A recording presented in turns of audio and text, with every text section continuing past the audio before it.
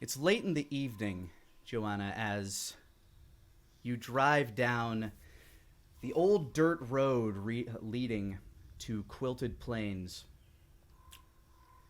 You got a tip from an old friend of yours, let's say, that something's not quite right, and there might be a bit of an infestation to clean up. Shuffling in the back of your van, the Scunge, would you like to describe yourself?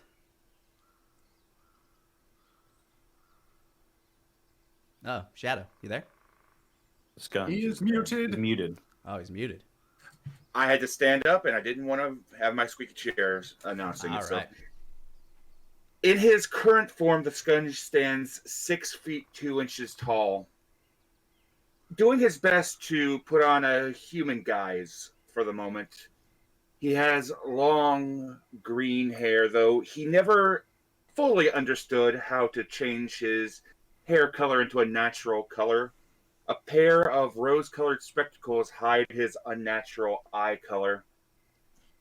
Along his form, a very fine sweater of grays, along with a vest. But seemingly, no matter what he does, he cannot get rid of the scent of sulfur whenever he goes. Despite the van walking, he paces back and forth. You're riding in the van. Oh, I am. Oh, I thought I was standing in yeah. the back. He's idly tapping his fingertips, which are slowly starting to change into these very nasty claws, almost impatiently, as he glances over towards Joanna. Joanna, you see him in the rear view mirror. Would you like to describe yourself, Joanna? Yes, Johanna. Joanna's fine. Joanna's fine. She knows it's not frequently she's in Europe these days. God's more casual with you. There you go. Yeah. Johanna. But yes, Johanna is a very androgynous looking woman. If it wasn't for her definite feminine voice and her kind of it's page boy cut, but it's definitely much more of a feminine cut in these modern times. She could look very go past for either gender. In fact, she actually usually dresses masculinely. In fact, she's driving this car. She's probably dressed a bit like her profile picture in kind of a loose suit with a coat slung over her chair. Definitely making sure she's keeping one hand kind of close to the console because, well, the Scunge may be her help, her companion. She doesn't trust him and rarely uses his name. The smell of sulfur that the Scunge gives off has you're used to this when traveling with the Scunge, so you usually travel with the window open, but for whatever reason it's not helping with that usual sulfur smell. Would you like to make a wits roll for me? All right. Let's see here.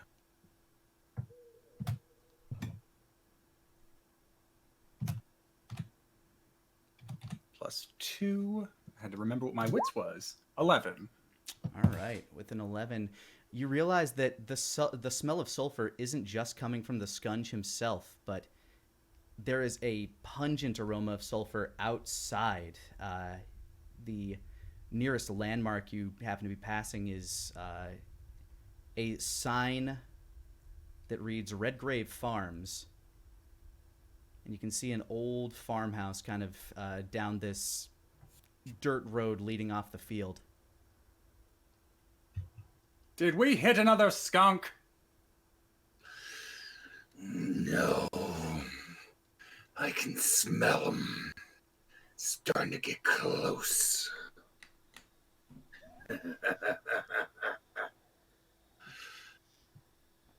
Well, good. Tired of this road. GPS is useless. I just punch the... Johanna just punches the small little German sat-nav that has long since forgotten where they are. Yeah, funny enough, for the last few miles, the thing's been kind of glitching out and fuzzing out on you. Piece of junk.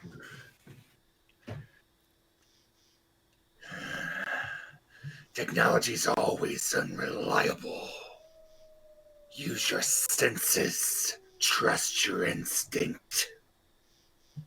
I don't need to hear that from you. I have the Lord on my side.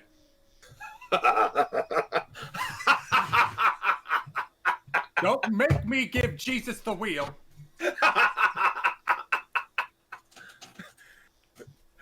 He just leans back, cackling as he does. There's his canines are a little bit more pronounced, but as he calms down, they go back to normal.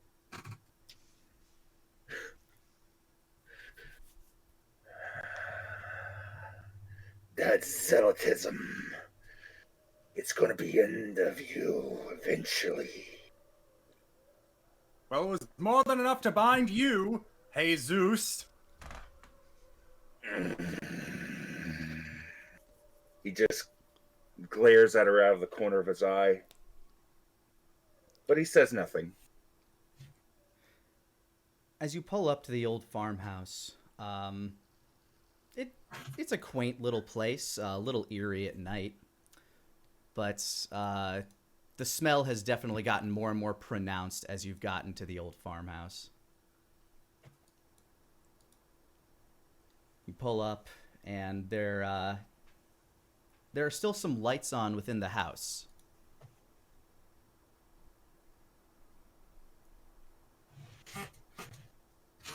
All right. Johanna will go to the back seat and make sure she brings her lovely book with her. It's not quite a grimoire, but it is a tome of her holy protections. It feels good to hold it close to your chest, and the scunge. Notably, that book always makes you feel uncomfortable. He makes sure to give Johanna a wide berth with it, but he'll reach out into the back seat and he grabs a metal briefcase. Keeping it at his side, he begins following after, giving her a good 5-10 foot lead, making sure to stay away from that book. Is for the farmhouse, is it like one of those wide porches that kind of runs entirely in front of the house? Yeah, it has one of those nice wide porches. Definitely needs a coat of paint here and there. It's chipping off. The place itself, while not entirely in disrepair, could certainly use a little TLC. The knocker that sits on the old wooden door looks like it's kind of hanging on by a thread. Go ahead and make me a wits check to get a good sense of the area. 11 again. Glancing around, if this were like any other night and the air was not reeking of sulfur, nothing might seem out of place, but you do see a shadow in the upper floor of the house as it kind of streaks past the window. You also hear the shuffling and cracking of furniture inside as you see that shadow move. Johanna will point to the side of the door to kind of give the indication to the scunge to be ready to kind of leap in and join the fight, but give her kind of a clear field of action. The scunge will immediately move forward and press himself up against the door to give cover. And once he's in position, Johanna will knock on the door. Upon approaching the door, you knock on the door, and the hinges of the door itself kind of like clatter, and you realize that the door itself it actually looks quite damaged. Well, someone made a rude entry. Any kind of signs that it's been assaulted by a demon as of late, or is just general disrepair? Give me a wits check. Let's see.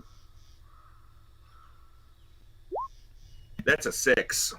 A 6. With a 6, other than the immense smell of sulfur, it's kind of hard to tell what marks on these wood were made due to just weather and time, maybe the drunken hands of a human, and what could possibly have been done by a demon. The only thing you have to believe that they're is demonic activity here is the smell of sulfur and the fact that you were called here and the fact that this door needs love. Love the door, Jesus. He gives her a look, questioning her for just a moment before he rolls his eyes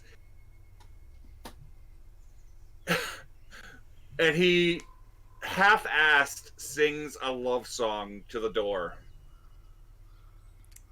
Then Johanna just kicks the door in. All right, give me a body check. Oh no. I have the wrong window. Oh no. Come on. Yeah, no, it's not a +2 for this for sure. 5. So the way the door fell, it kind of jams a little bit against something as you kick it, and you kind of fall backwards and land on your ass. You curse the door, Jesus! However, you do hear on the inside the sound of shuffling, moving, scratching in response to the noises you have been making. Johanna will open her book and begin quietly reciting a hymn. The Scunge will straight up kick the door down, seeing as Johanna failed. All right, Scunge, with your physiology, the door has been jammed by Johanna's actions. Go ahead and give me a body check. 13. As you just kind of like flex and then boom, boot the door in. On the interior, you see as the door kind of just splinters and shatters into the room, you startle a creature. A tall insectoid with ebon skin, its head sort of like an oblong balloon with chittering pincers in its mouth, stares at you with its eyes too numerous to count. Its arms folded up in this mantis-like fashion as it cranes back. It unfurls its arms in these two bladed, scythe-like appendages and begins to charge at you. Hello, Poppet! And I charge as well. All right, what's your intention? I am going to assault this creature with the claws that I'm quickly growing. All right, as you begin to sort of Jekyll and Hyde turn into a monstrous Nosferatu Zod-like entity, you furl your claws and give me a body roll. 11. And as you reach this thing, you kind of shirk your shoulder under its scythe appendages, reach your hand out and grab it square by the neck, ripping its head straight off as the body crumples to the floor, kind of chittering and swiping violently as the head continues moving. The creature looks like it's in death throes, but the body has not quite given out yet. As the body just starts like mantising forward like a chicken with its head cut off, scrambling towards Johanna. I will try to act defensively. All right, go ahead and roll plus wits to get out of this thing's way. 11. Very popular number. Luckily, this thing is essentially blind without its head and is only acting out of some autonomic response. It begins swiping violently, which gives you pattern enough to kind of give a nice little roll out of the way as it trips down the front steps of the porch, and slowly but surely its body begins to rigify and stop. You do hear more scrambling coming from upstairs. More scratching. Johanna will kind of prod the thing with her foot before turning to the Scunge. Housekeeping! And she just kind of gives him the hand signal that just says stick 'em. Room service. He crouches down as he rushes up the stairs, just tossing the head over his shoulder.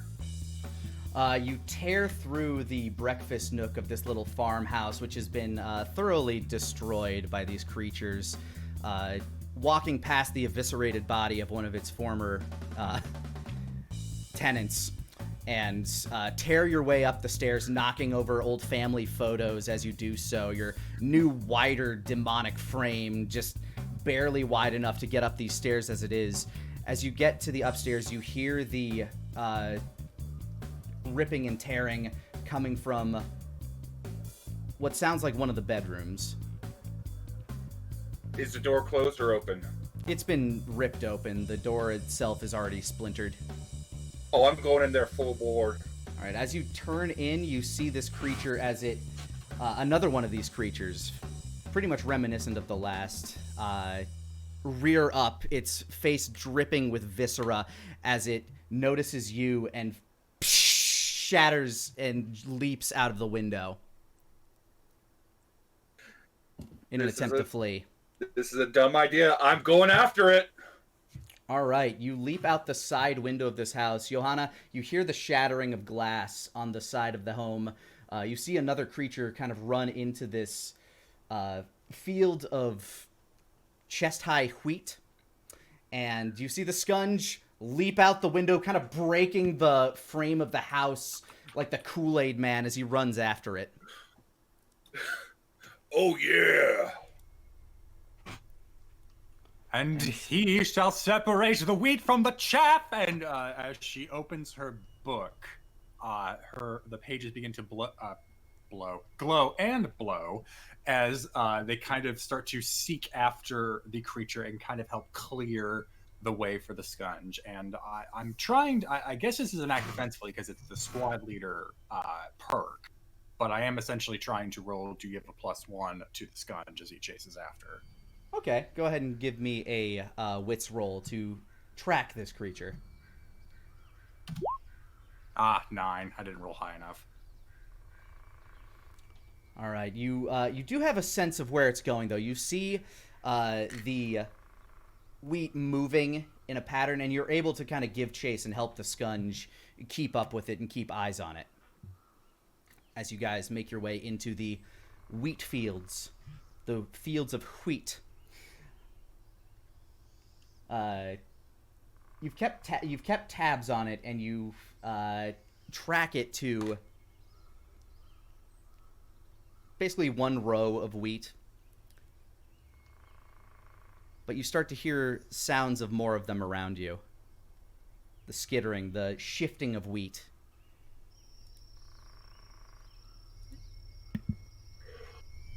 How many do I hear?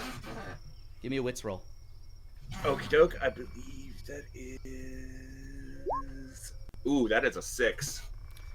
With the sound of the wind rustling the wheat, the sound of the one in your face just kind of chittering and trying to back off into another row of wheat, and the sound of more of them chittering around, it's hard for you to tell, but certainly more than 2. And how dry is this wheat? Pretty dry. Moreover, in the back, as you hear yourselves getting more and more encroached on by these creatures, you can hear the roar of a V8 engine growing closer and closer.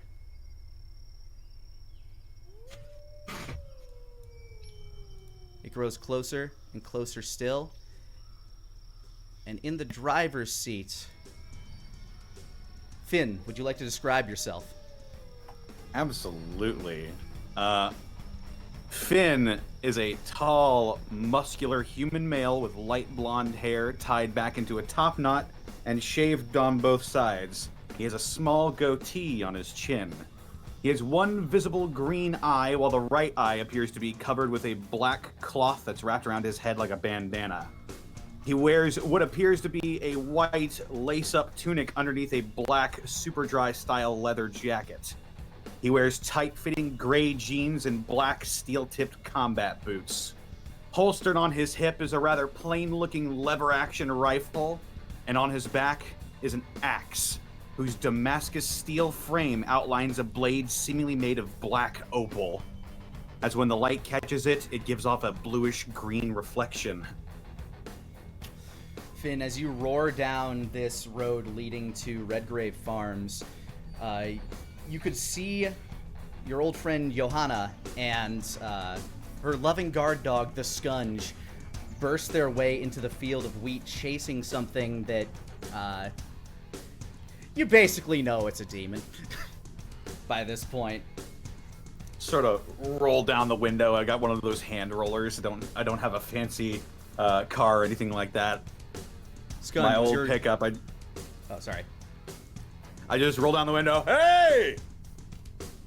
As you drive up, how do you choose to approach this? With your car or on foot? Oh, I'm going in the truck. All right, Scunge, was your intention to burn this field of wheat? Oh yeah, I'm gonna flamethrower this boy. Go ahead and give me a roll plus strange. That is an 11. As you see the Scunge's face kind of like boil up, his mouth kind of exceeding, almost like a frog, as he expels this torrent of flame out of his mouth, burning the top rows of these wheats, burning to death the insect in front of you. Johanna, you've been with the Scunge long enough to know when this is coming, and you ducked out of the path of this flaming belch. Finn, you see now that they are kind of being encroached on by 5 or 6 of these creatures. Go ahead and give me a roll plus body as you wield your car. Body. I wield my car mightily. And with modifiers, that's going to be a 9.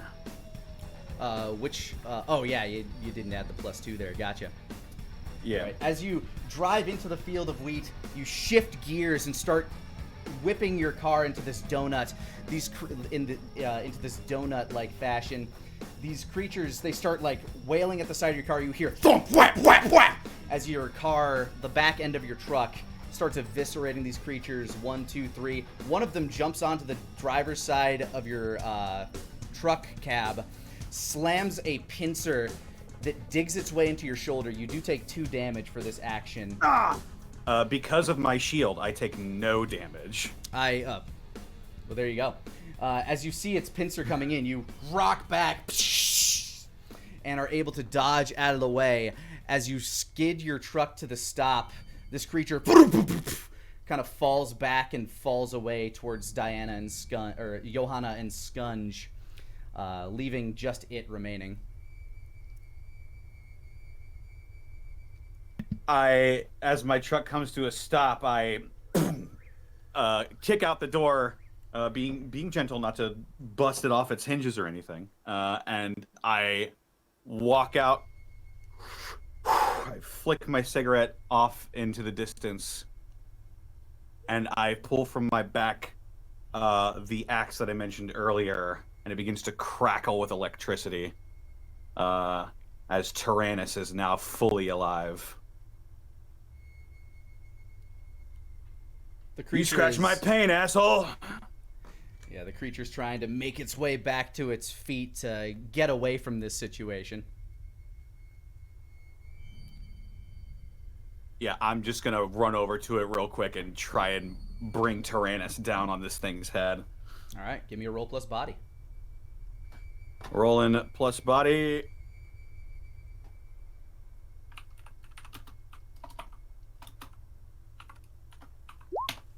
That's a 12. As it gets up, it gives you this hiss, this as it bares its 2 claws.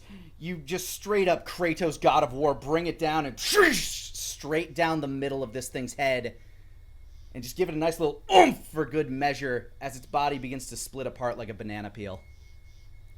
Don't talk with your mouth full.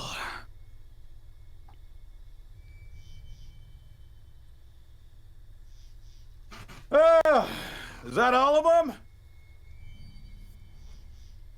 If they wanted to kill us all with that trap, probably. Yeah. Johanna just kind of closes her book and gives like a golf clap on the cover. Thank you. Thank you. Jesus, get the plank from the car. We'll have to make sure people think this was aliens. The Scunge looks up with one of the mantis heads actively in his mouth. And he starts You can trumping eat away. first. He's just dragging the Charborough corpse behind him as he's crunching on one of the mantis heads like an apple. You know, nowadays I think people believe more in demons than aliens. But the less people trying to chase after the demons and getting themselves killed, the better. Better for them to go chasing after things they can never get to. Or will they? If there was a camera, I would imagine you're looking at it. Johanna, go ahead and give me a roll plus strange.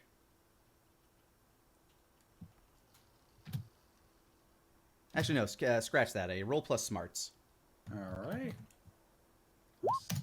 Whoops, that's the wrong command. In fact, that wasn't the R? command at all. R? Sound Scooby makes. Ooh, 8. Even with a 3. With these creatures dispatched, something still feels off to you about this. These things seemed pretty mundane and weak to just kind of be floating around out here, let alone producing this amount of sulfur scent. Oh no, perhaps there's a queen. Scunge perks up at this. I guess Yeah. insects, queen. You would never think demons would follow the natural rules of reproduction, but it seems to track.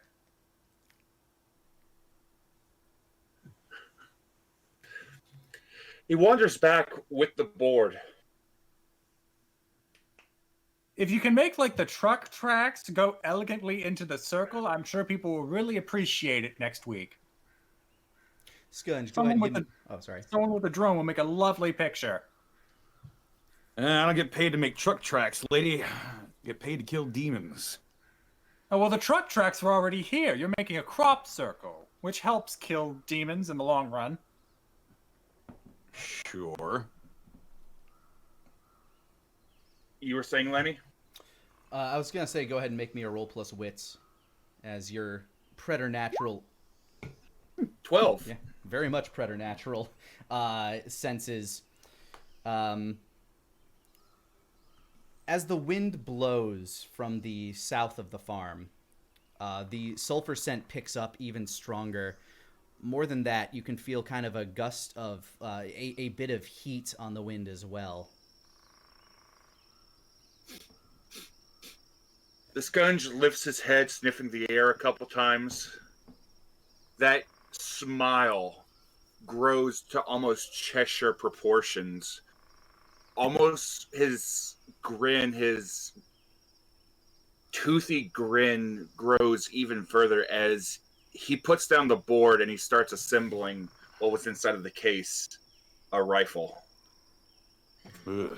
Right. Never Taking get used out to this- that. Yeah, taking out this massive, slowly building up this, would you call it like a Ceres Victoria-esque cannon rifle? Oh, yes, very much so. All right, he brings out basically an anti-tank, like, howitzer rifle. And starts snapping it together with glee. Oh, we gonna hunt today. I'd like to mount that baby on my truck. It could, like, the cannon is so long that you would be able to put the body of the rifle on your hood, and the barrel itself would still stick off a good 3.5 feet.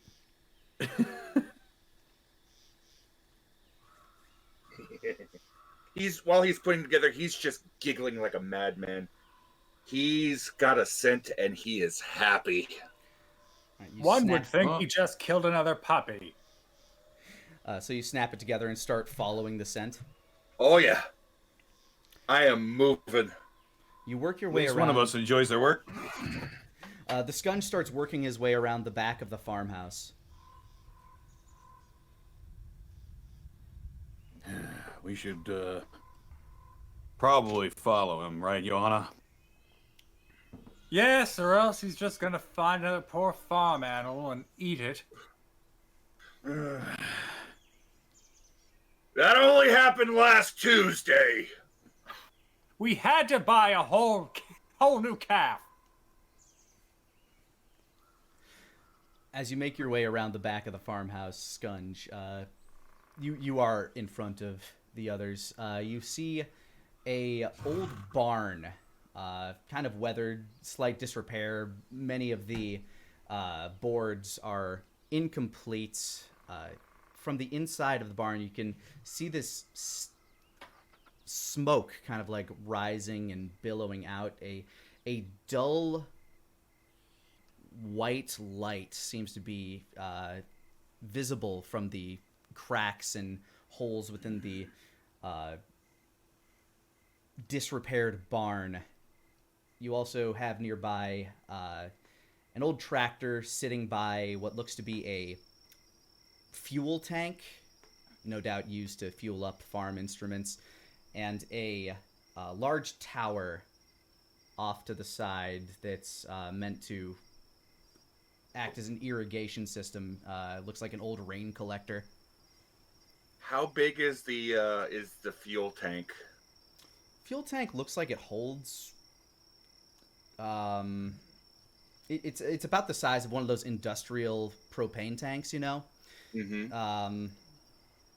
I cannot estimate the amount of gallons, but I'm going to guess around 200 to 300 gallons. And how far is it away from the barn? It is basically right next to the barn, like kind of Oh. at the side. Oh, good. Is there any way that I can take a? Is there like gaps or holes or anything like that inside of the barn where I can peer within it? Yeah, actually, there are. Since there is this disrepair, there are several gaps in the boarding. Some of the boards look like they've kind of been snapped due to just being old and weathered. There are a couple of windows up top that you can see some of the smoke kind of billowing out of.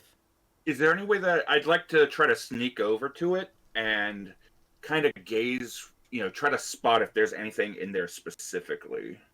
Yeah, sure. Go ahead and give me a roll plus wits. Okie doke. That is a 14. Maximum possible roll. Yeah, that is a 12 plus your stats. So you are like the knight, just creeping, crawling. You kind of get down on all fours for a bit in your primal glee as you get closer to the barn, your own scent being masked by whatever's inside. As you make your way over to the barn and glance inside, you see a creature, ashen of skin, kind of hunkered down, its body wrapped in what looks to be glowing metal, red and white glowing metals, chains and sheets, and this metal itself seems to be burning hot as you can see some of the flesh that it's touching kind of sizzling and searing as it shifts. It looks like it's hunkered over and tearing. You hear the sounds of so it's hunched over and it appears to be eating something in the back of the barn. The only light within seems to be coming from the glowing metal on this thing's body. So you're not getting a great look at exactly what it is, but you can see it as it's hunched over. Even hunched over, this thing seems to be about 7 feet tall. So the scunge is going to fall back a little ways, keeping a general location of it in his mind's eye, and he's going to move away a fair bit, and he's going to bring up his rifle. His goal is to shoot through the tank and into this creature. Through the gas tank? Mm-hmm. All right, you work your way around the side of the farm or the barn, trying to keep the trigonometry in your head of exactly where this creature was, and you know, trying to triangulate that whole mess. Mm-hmm. So, Joanna and Finn, as you see the Scunge kind of sneaking away from the barn after peering in, you see him scoot back a fair distance as he kind of takes, kind of nestles himself under this old water tower and aims at the gas tank. Makes aim at this fuel tank that's positioned beside the barn. How would you guys like to set yourselves up or prepare yourself? You don't necessarily know what's in there, but you know the Scunge thinks, "Oh, I'm gonna murder the fuck out of this thing." And so, how far separated is the farmhouse that Scunge is about to shoot into? Well, I guess I should just say the barn, and then the farmhouse that we just cleaned out. You're looking at a couple 100 meters. This is a pretty large tract of land. At a walking pace, it probably took you 2 or 3 minutes to get here. You're still a little further back than where the Scunge is. Then Johanna will just sigh. I guess he found the puppy, and probably walk back another, probably just 20 or so meters, and actually just flatten up against the ground. All right, you take up a prone position. Yeah. How about you, Finn? Well, if he's pulling out that kind of firepower for a puppy, I'm going to go ahead and assume that that's not a puppy. So what I'm going to do is similarly, I'm going to position myself against the ground, going prone on my stomach, but I'm going to try and get a good look at whatever the Scunge is looking at. All right, you try to line yourself up with a window in the barn to try to get a glance in. From this distance, go ahead and give me a roll plus wits. Rolling plus wits. That's a 7. Like the Scunge, you can see that there's something glowing in there. It seems to be shifting from like reds, oranges to whites. It seems to be undulating as if it's just doing a repetitive motion. You can't quite get a good sense from this distance of what exactly you're looking at, but you know that something in there is casting off lights and doing something repetitive. Big puppy. Big puppy. I'm going to, in my prone position, take out the lever action rifle from my holster, and I'm going to aim at this creature in the window. All right. Waiting for Scunge's go, or are you going to take your own initiative? I'm gonna wait for an opportunity. All right, Scunge, go ahead and do what you're going to do. I fire. Roll plus body. That's an 8. You fire your gun. It goes through the tank. The tank itself does not explode from this. Either what you hit, either shooting through it didn't cause enough sparks to ignite whatever was in the tank, or maybe that doesn't work and that's just a Hollywood myth. But you do hit the creature inside, and in there you hear a scream as you hear like thumping and thumping. The wall or the light starts getting brighter and brighter for you, Finn, as this creature starts making its way towards the barn door that you're kind of like peeking through that's ajar. As it gets to the door itself, it boom shatters the door with its mighty forearm. This creature now stands before you, ashen of skin, looks to be a humanoid bull smashing its way from inside the barn. stands about 4 meters tall. Its horns and body are wrapped by chains and sheets of white-hot metal which sizzle against its flesh. Who dares attack Ferdinand, the molten bull of the third hell? Servants of the Lord. The what? It's not a puppy. Go ahead and take your shot, Finn, as this thing bursts its way forward. Wait, there are 3 hells? You'll be surprised. Finn, if you'd like to roll plus body for your shot, Yep. as you've been prepping your surprise. Rolling plus body. It's gonna be an 8 as well. You fire your bullets, and it makes an impact that kind of like sinks in to some of that molten metal on its shoulder. Human. And it begins charging towards you. All right, okay. You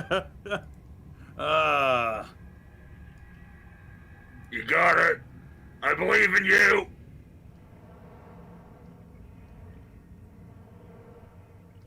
All right. Try So, to put on a good show, shall we? essentially, combat thus begins. Now, for a full round of full team combat, I want each of you to let me know what you are planning to do this round. As Ferdinand, the molten bull of the third hell, is charging towards Finn. And, respectively, off to the side, Johanna. Well, I can wait. Someone else already has an idea. Scunge, the slayer of Ferdinand, is going to pop this boy in the face. All right, Scunge once again takes aim with his howitzer. How about you, Finn? What's your course of action this round?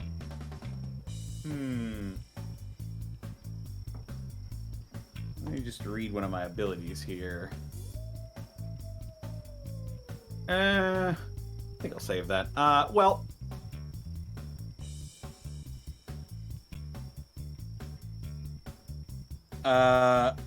he's going to pull Tyrannus off of his back once again, and it crackles to life with this sort of cyan electricity. Well, guess I gotta figure out how King Theseus felt. And he's just going to try and wing this thing with his axe. Do a nice little Dark Souls dodge roll and strike it as you're moving past it. Oh yeah. All right, Johanna. I'll go ahead and act defensively. Still trying to see if I can bring something out of this squad leader perk. As Ferdinand charges between you and Finn, you both intend to roll separate ways. Ferdinand makes his way towards you. Scunge, go ahead and roll your attack. Go ahead and roll plus body. 14. You my fire. Go ahead, Finn, roll your plus body. I'm rolling plus body. That's another 8. And Johanna, go ahead and roll your plus wits. 14. Your squad leader perk. heck Your yeah. squad leader perk will activate here. So, who would you like to buff? Scunge. Scunge already has a perfect roll here.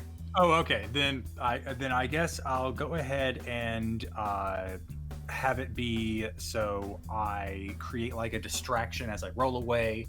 My book flies up, pages flare out, and I just kind of do like a whole flashbang right in front of Ferdinand and try to get an opening to Finn. All right, and that gives him a +1 or a +2 to this roll. It is a +1. Great I actually have great motivator, but that's a charm roll. Okay. Finn, you can hold on to that +1 for next round here. As you roll to the side, Johanna diving out of the way, kind of a bright light streaks past the side of Ferdinand as you dig your axe into his hip, the molten metal kind of like streaking away as Tyrannus crackles in your hand. You drag it through, but Ferdinand, boom, boots you with that same, knee. You take 4 points of damage for Because your of efforts. because of my shield, I take 2 damage. All right. And then as he's sort of celebrating that hoofing while leaning into that axe wound, boom! Right in the back of his head, or right in the back of his right horn, a bullet cracks the horn off as it clatters to the ground and actually starts burning the grass away where it lands. Ferdinand turns toward the Scunge sitting under the rain collector. And Ferdinand now begins charging that way with a mighty limp. Scunge, Ferdinand is now charging straight at you. Finn, you're kind of collecting yourself. The right side of your body just feels really burned. You've kind of been knocked to the ground, kind of picking yourself up. And Joanna, you're no worse for wear here. I am protected. Furthermore, with Sometimes I wish I was half demon. Furthermore, with that squad leader ability, you realize that this creature, while not definitely does not seem like it would be hurt by fire, as it is coated in the stuff essentially. That rain collector looks like it'd present a good opportunity that it's charging towards. And he shall cool the flames of the beast. As Johanna just points at the rain collector.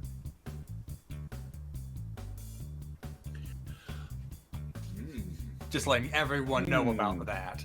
Yeah, with that perfect roll, and one of the perks of squad leader is while you're acting defensively, you might get some you might get some information about the creature or whatever you're fighting that might give you a tactical advantage. It's also it's also a perk of acting defensively in general. Woo! And he's in a full-on charge at me at the moment, correct? Yeah, he's barreling towards you. One of his horns, maybe even his favorite horn by how he's acting, was cracked off by your howitzer. He's pissed off, kind of like limping on his right leg as this wound that you can see cut through this sheet of metal on his side is beginning to kind of sizzle close due to the heat of this metal that's attached to him. Steam and smoke is billowing from his nostrils as his glowing blood red eyes are locked on you. I'm going to lure him towards the rain collector, and as he charges at me, I'm going to dive out of the way. All right, you're going to attempt to essentially Toro him. Exactly. Finn, anything you wish to do this round? Okay, so Johanna pointed out the rain collector, right? Mm-hmm. About how big is it? It looks like a small water tower. Like it probably holds somewhere around 50 to 100 gallons full. Okay, while I'm gonna pull out my lever action rifle, and while this big old bull is running towards the Scunge, I'm gonna try and poke a hole in that water tower with a bullet. All right, Johanna. Let's see here. I am going to keep up my flashbang attacks through the Lord. And essentially, I'm just trying to make sure Ferdinand is not getting wise to what we're up to. So, end result, probably still trying to pass a +1 on to somebody. Okay. So go ahead and give me a roll plus wits, Johanna. 8. All right. You're still safe, though. Nothing else seems to be coming to mind. The plan seems to be coming together. It's in God's hands now, basically, is your thought. I have faith. Finn, go ahead and roll plus body to fire on the water collector. I'm going to use my +1 from Johanna last turn. So that'll be +3. 12. You take your shot and boom, ping! You hit the direct bottom corner of this rain collector, and it starts sprinkling water out, kind of like cracking and breaking apart as you shoot it directly at the seam. A stream of water begins pouring down in front of you, the Scunge, as Ferdinand, who is just pissed as all of the 9 hells, is right in your face. Go ahead and roll plus body as you have combat reflexes to get the fuck out of his way. That is a 10. And just as he rears his head down, you take that exact moment to roll out of the way as he stumbles into this stream of water, which starts to make this sizzling noise, which makes him stumble, trip, fall under the rain collector, which, due to the damage from the bullet, and now the damage to the bottom of the tower, comes tumbling down on him. The metal around him begins to sizzle and harden as the water just whoosh. The whole area looks like a sauna, and Ferdinand is screaming and trying to claw his way out, but the water has slowed him down significantly. He's going to make one last violent attempt to swipe at you, Scunge, as the metal that encases him begins to harden. What do? Can any of us act? Yeah, All 3 of you have a chance to act.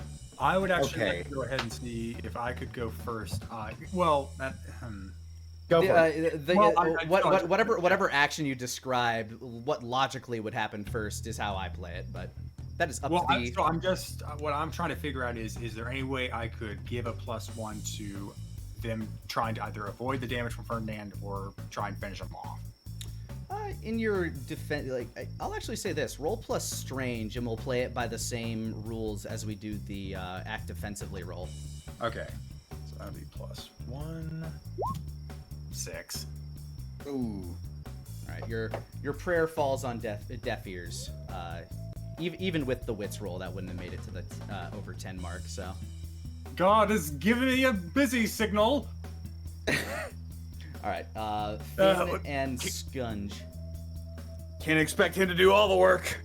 And seeing as how there is a ton of water in the ground and that Ferdinand is made of metal, I'm going to take Tyrannus that is crackling with green electricity right now, and I'm just going to dip it into a nearby puddle. I'm guessing there's a lot of water permeating the ground at the moment, I can imagine, right? Yeah, it's starting to spread out. A lot of the water that was poured down there was turned into this steam that's in the air, but there's still definitely a pool forming. You could probably run into range and hurl Tyrannus at the water in time before he can move. Exactly. My axe is a throwable weapon, so I'll go up and I will throw Tyrannus, and I'm going to try to electrocute the ground around Ferdinand, because water and metal are hyperconductive. And the Scunge, what would you be doing as as Ferdinand is making one last grab to try to just wrap his hand around you? I'm gonna. So it looks like he's slowing down. It looks like he's trying one last attempt. I'm gonna try to keep away from him. I'm gonna act defensively this round and be the tank. All right, go ahead and give me a roll plus body. Scunge. That is a 7. All right, I'm gonna take some damage. And for Finn, go ahead and give me a roll plus body to hurl Tyrannus at this puddle of water. Here I go. That's a 6, but I'm going to use my black belt ability to re-roll that 1. Okay, go ahead and roll a d6, and we'll replace that 1. Black belt allows you to That's a re-roll. 5. 5 plus 3 is 8, plus 2 is 10. Exactly 10. All right, so Scunge, you managed to kind of get out of this thing's grasp, and you think you're all right as you see the crackling energy of Tyrannus. You just kind of say a "God damn it" to yourself because you know what's coming. As the electricity in the ground or in the water begins to cycle through, it lights up Ferdinand like a Christmas tree, but you also take some bolts of damage from that. You take 3 points of damage as Ferdinand. You never stop us! The portal will open. And Ferdinand sizzles to death.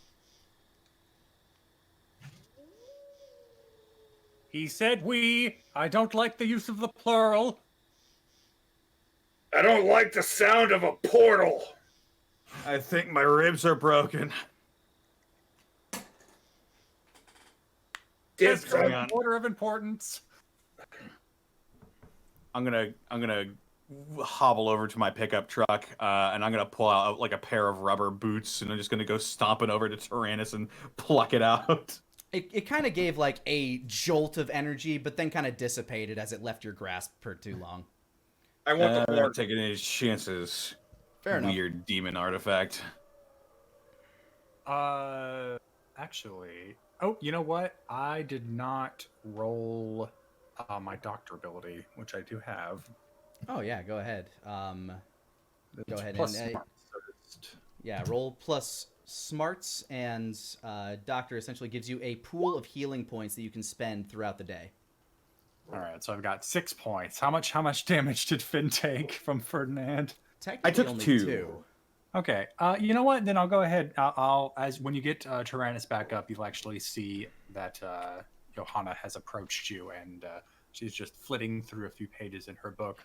Hold still, and right as you like get ready for whatever she's about to do, you may have seen her do this before. She just turns the book to you and just like almost like a picture, and you feel better. You look down and you just see your wounds have kind of scabbed over, and you just feel rejuvenated. The power of the Lord. Oh. The power of Jesus enters your veins and heals your wounds. Yeah, you'll see spots. You'll see spots for a little bit, but you feel better. Oh wow. Huh. How come that doesn't work all the time? And she leans in and her eyes squint as she seems to be giving you a very piercing look. The times it doesn't work are the times you don't believe. That's why I surprised you. Less chance for you to doubt me. Lani, how does regeneration work outside of combat? Outside of combat, I'm gonna say if you go ahead and give me a roll plus body. That is a 7. With that, over the next couple hours of just kind of focusing, you'll be able to regenerate. Between this encounter and the next encounter, you'll be able to regenerate 1 health. Okay. This I is will something. make This particular type of regeneration is something that works a lot better with the endorphins of combat running through your veins. Mm-hmm. I figure. Well, I think we should probably get going before the cops come. That was a lot of noise.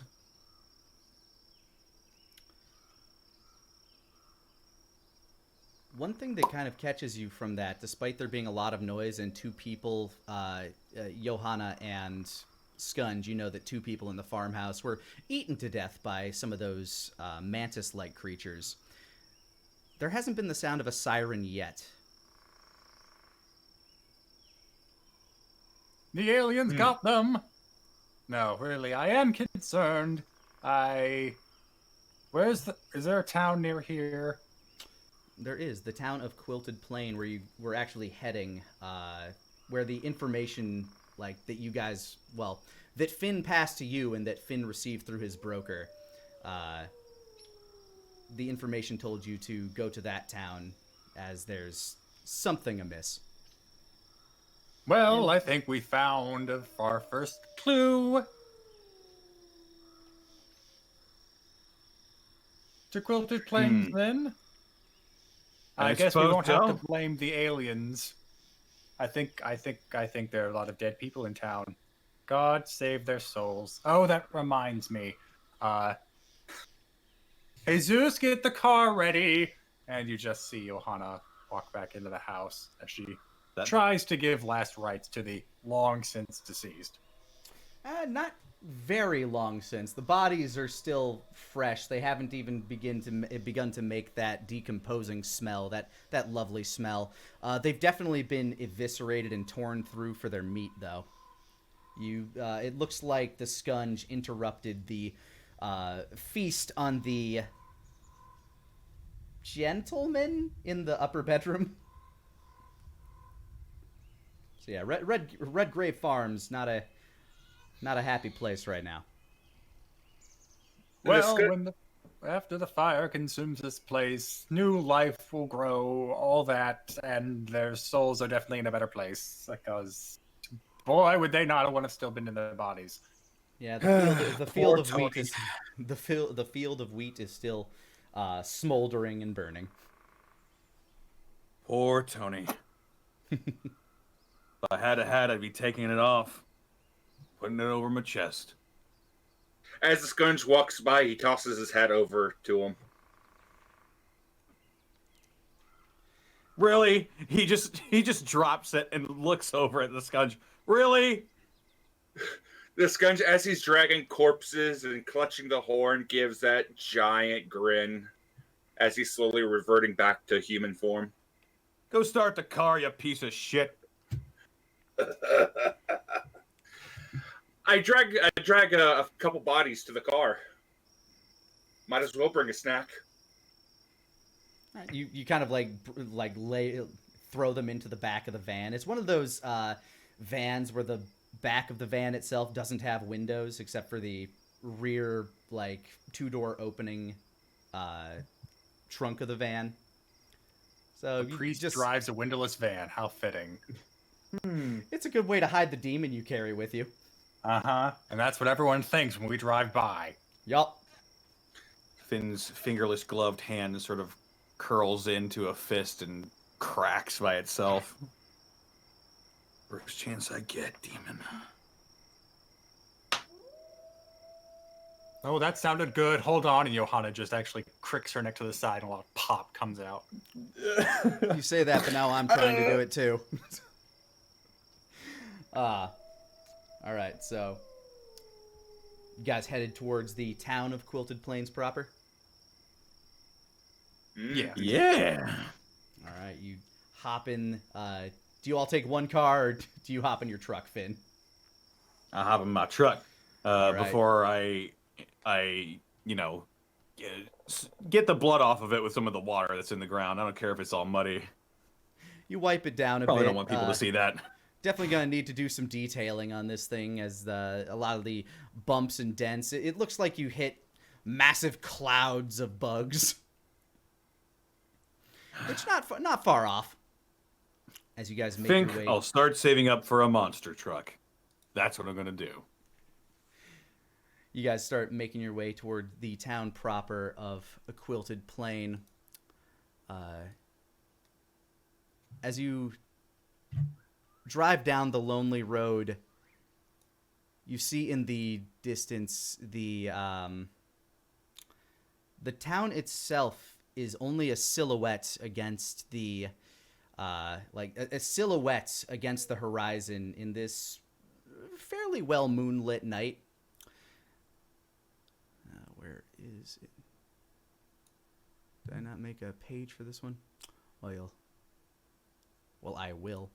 As you make your way into the town, it's all of the power seems off.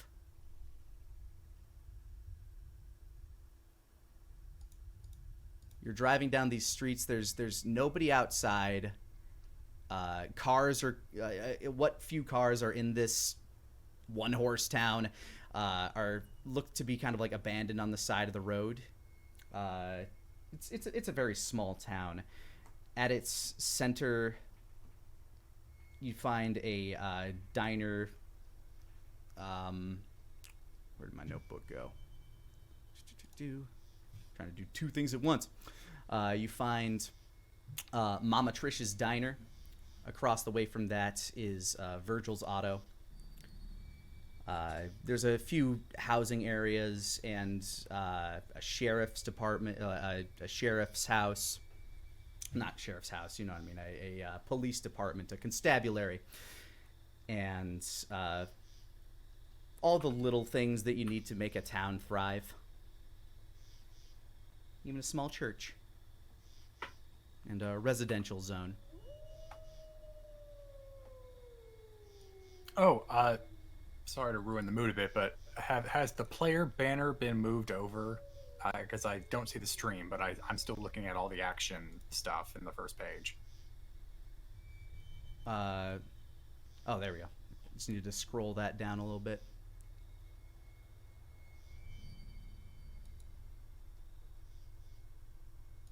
Sorry, what player banner are you referring to? So on Roll20, whatever the players look at is denoted by this red banner. Oh yeah, it hasn't moved over yet because I neglected to make one map that I need, Okay. and I'm currently making it. Well, I'll give everyone 2 guesses as to where Johanna will want to go.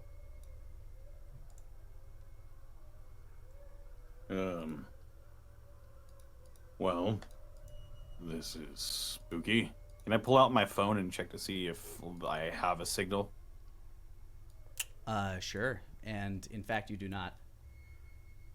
Shit. Fuck. Every electronic in the area seems to be like kind of on the fritz a bit, and you still smell that lingering smell of sulfur in the air as you hop out of your car in the center point of town here.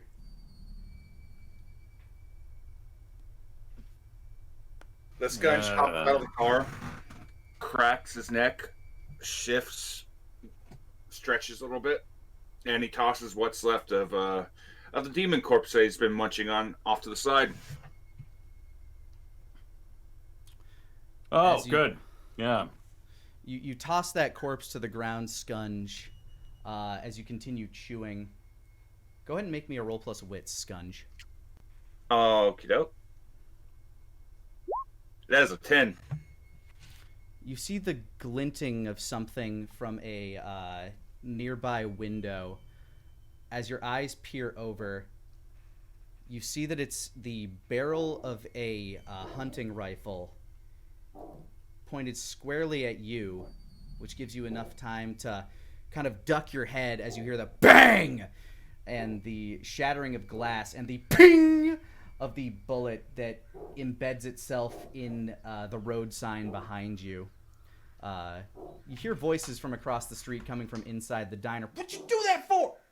You said you had one of those things with him. Finn just looks over at Johanna and then rushes over to where he heard the sound. Wait, no, they have a gun. Oh, yeah. Yeah, So do I. You start rushing over, and the man starts like panicking.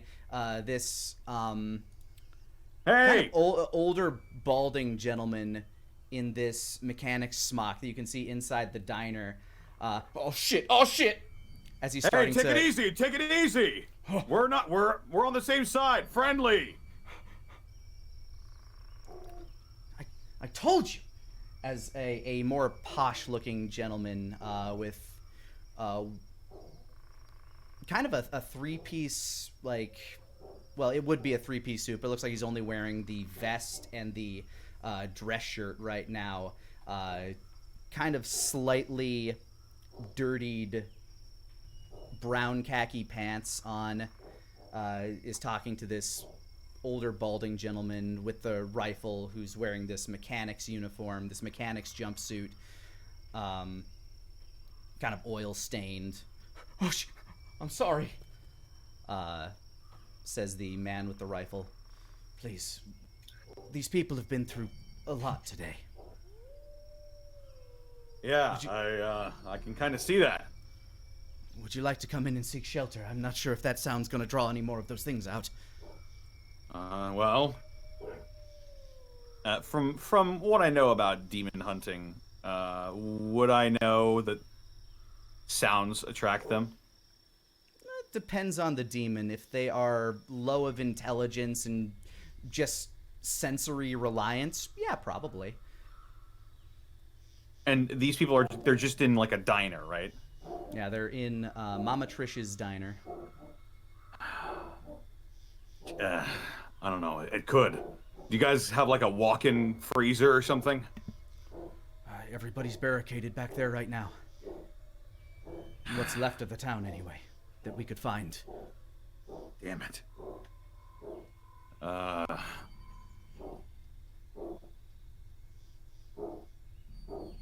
Stray dogs bark in the Sorry, distance. I'm getting distracted by Sherman. God damn it, dog. You're fine. He makes for great ambience in this lonely town. Yeah. Okay. What happened? Just give me the rundown. Please come in if you want to. We'll be able to talk inside, but if anything sees you out here, it'll be drawn to this building. Please. No creature Finn. shall suffer the sight of the Lord. As Johanna just walks inside. Finn looks over to Johanna. Is You- Jesus' house broken? As you walk up to the door, Johanna, the more posh gentleman walks over, quickly pulls the security gate up, unlocks the door, and lets you in. Hurry, please. The scunge follows Johanna. There's a noticeable kind of like gulp in the throat of the man as you walk by him, Scunge. Your mouth still kind of dripping with this demon's viscera. As he walks by, he gives this person just a winning smile.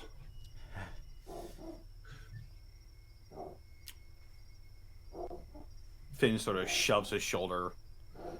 Don't be creepy, Jesus. And as you guys enter the small diner, it looks like kind of a basic Waffle House, just with like that small town charm to it. Just your typical greasy spoon, a few booths here and there, but that very long counter with those round vinyl seats to sit on. He closes the security gate, locks the door. Please, back this way. As the older mechanic and this posh gentleman lead you back to the kitchen.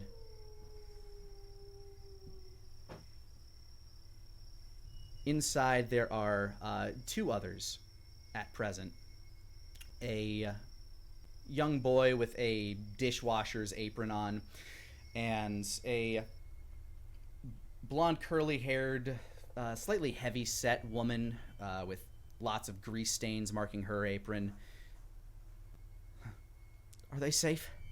As far as we can tell. We are all safe, for the Lord is with us. Amen.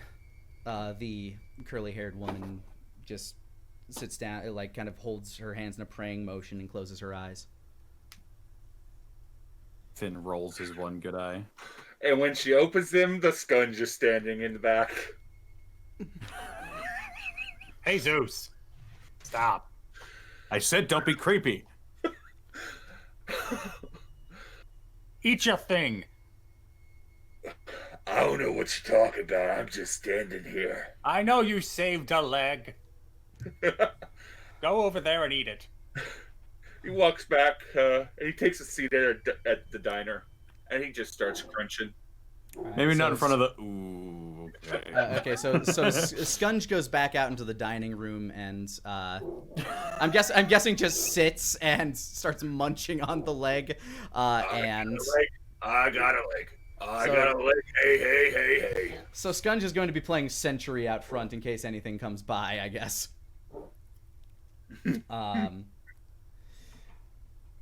The posh gentleman looks to you.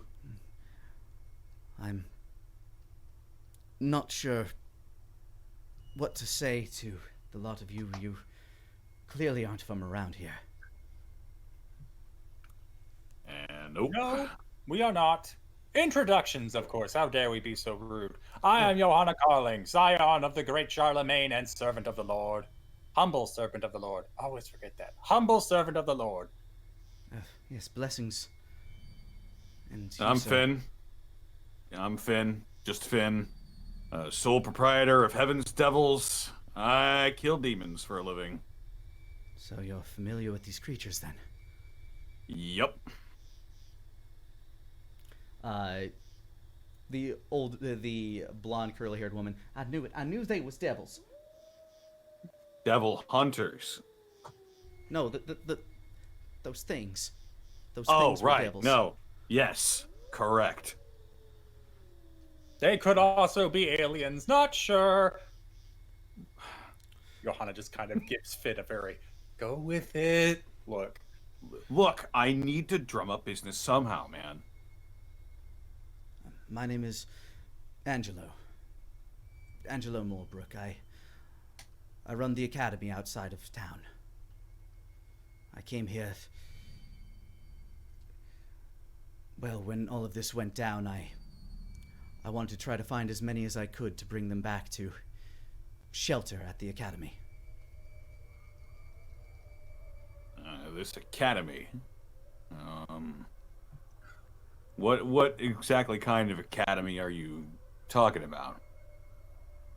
It's a boarding school for children. We teach reading, writing, arithmetic, and it's, All right, yeah, okay. I don't need very- to know that much. I think everybody needs to know the basics. Clearly, the academy is not a Waffle House. Why are you here? As I said, it's a safe place. But why are you not there? Why are you here? Because I want to save as many people as possible. I am confused in the timeline. You are trying to save people and eventually get them to the academy, yes? Yes, but... Well, then more of those creatures came, and we've been holding up in here. I'd love to be able to get out, but they seem to be hiding everywhere, and I'm not sure if Mr. Prince's reckless activity will bring more. Scunge, go ahead and give me a roll plus wits. All right. That is a 4. I don't care. Oh, I am too busy smearing ketchup and mayonnaise onto this leg. ew. God. Completely, completely oblivious to the surroundings outside. Put mayo on it. Of all things to put on a demon, that's the worst. Just slathering it with that big old white bottle of mayo, just How would you know? chewing on it like a giant cricket leg. Yeah, so Scunge is we- completely oblivious to anything going on behind him. Did we get introduced to Mr. Prince, or was that a new name Mr. you Prince thought? is the man He with was the the one who- gun. He's Okay. the Yeah, he guy with the fired the gun. mechanics jumpsuit. Okay, I figured I may have forgotten his name though.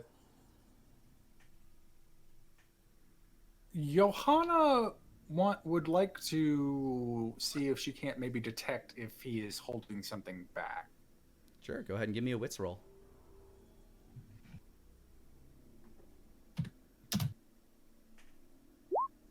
Ten. Ooh. There were a few pieces of, there were a few things from both his story and his demeanor that caught your eye. Upon the Scunge walking past him, he seemed to have this almost knowing look in his eye, like he knows what the Scunge is. Further, there's certainly more to this school that he's not telling. This academy, are any of the parents here? Parents of your students? The students? It's a boarding school. Some are local, certainly, but many just send the best and brightest from around the tri-state area this way. They're holed up with the staff right now. When was the last time you had contact with them? Was that when you left to get people? I came here soon after everything began. I needed to try to save whoever I could in town, and, well, these three were the first I could find. How many people are here? Would there be enough people that we could fit them all in the van? Probably. Yeah, there's 4, including Mr. Moorbrook here. There's the boy, the blonde woman, and Mr. Prince.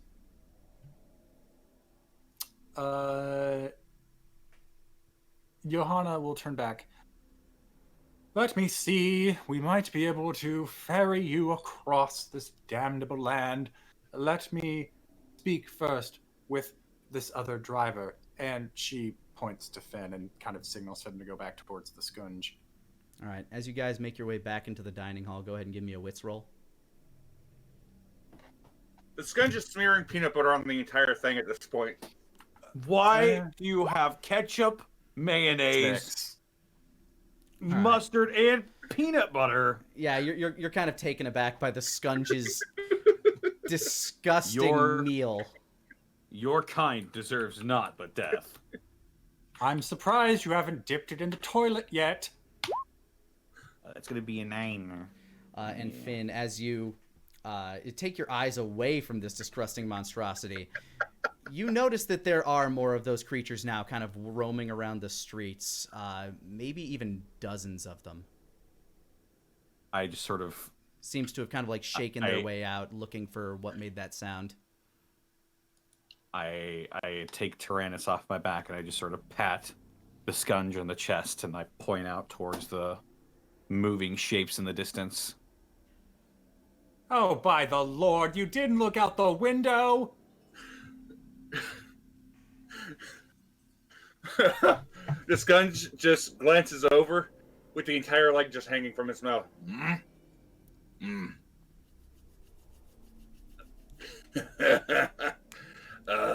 Dessert. Perfect. There are a lot How of them many? out there. Yeah, I was about to say. Like I said, more than you'd want to take on in single, combats in one go. You'd probably want to find a way to deal with this as a group rather than going out there Dynasty Warrior style. I'm gonna go. I'm gonna just sort of half jog back to Mr. Prince, the guy with the mechanic's outfit on. Mm-hmm. Hey, so clearly they knocked out the power. Do you know where the generator for the town is? The electrical station. Little outside the border that way.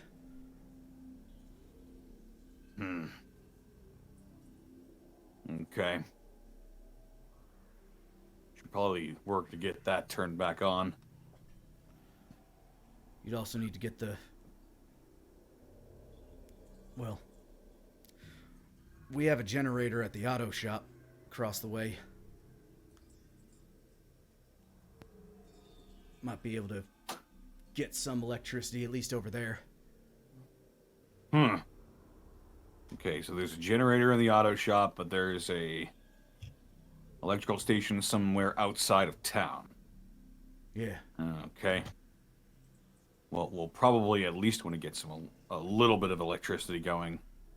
Hey, Johanna, we should probably turn the lights back on.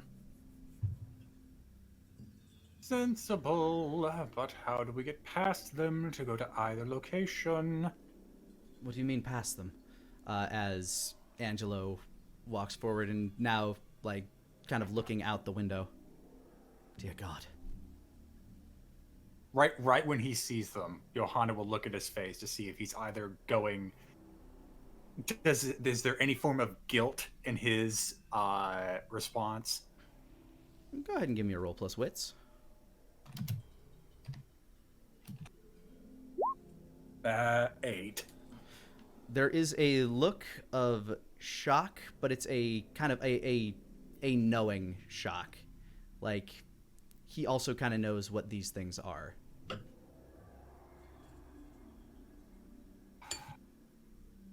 Something tells me that's not an Academy Sports and Outdoors. question remains, how do we get past them to go to the generator or further out? Can we get to the roof? He looks back towards the woman, the blonde woman. What? Is there a way to get to the roof without going outside? Yes, we have a access hatch. Oh, they were kind of nimble at the farm, but we might get the jump on them if we... Yes, yes. Jesus, She's try gonna- shooting at range. And she just points up. He puts down the bottle of tartar sauce that he had, and he starts Why? walking What the? away. The woman, Trish, shows you to the access hatch that leads to the Of roof. course. Mm-hmm. I mean, it's her diner, Mama Trish's diner. Oh, Trish's Uh, diner. Yeah. And sure enough, these creatures are all kind of scattering about. You can see some of them kind of like leaping up onto nearby roofs. So they definitely have the mobility to get up here if they need to or want to. And Trish doesn't even go all the way up there. She just points to it and unlocks the hatch for you.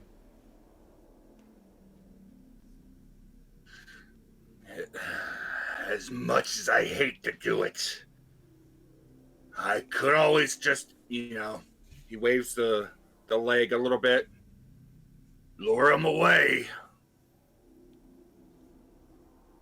That might be for the best, but where we lead them to... Go ahead and give me a either a roll plus smarts or a roll plus wits as you're formulating this plan to see what other information can present itself to you. Smart 7. There are a few things around you. A few things kind of come to mind. Yeah, he could like lead them away, which would give people time to like hop in a vehicle and get GTFO. Further, the auto garage across the street also has a fueling station. It also has a generator that you are aware of. This building itself can be fortified.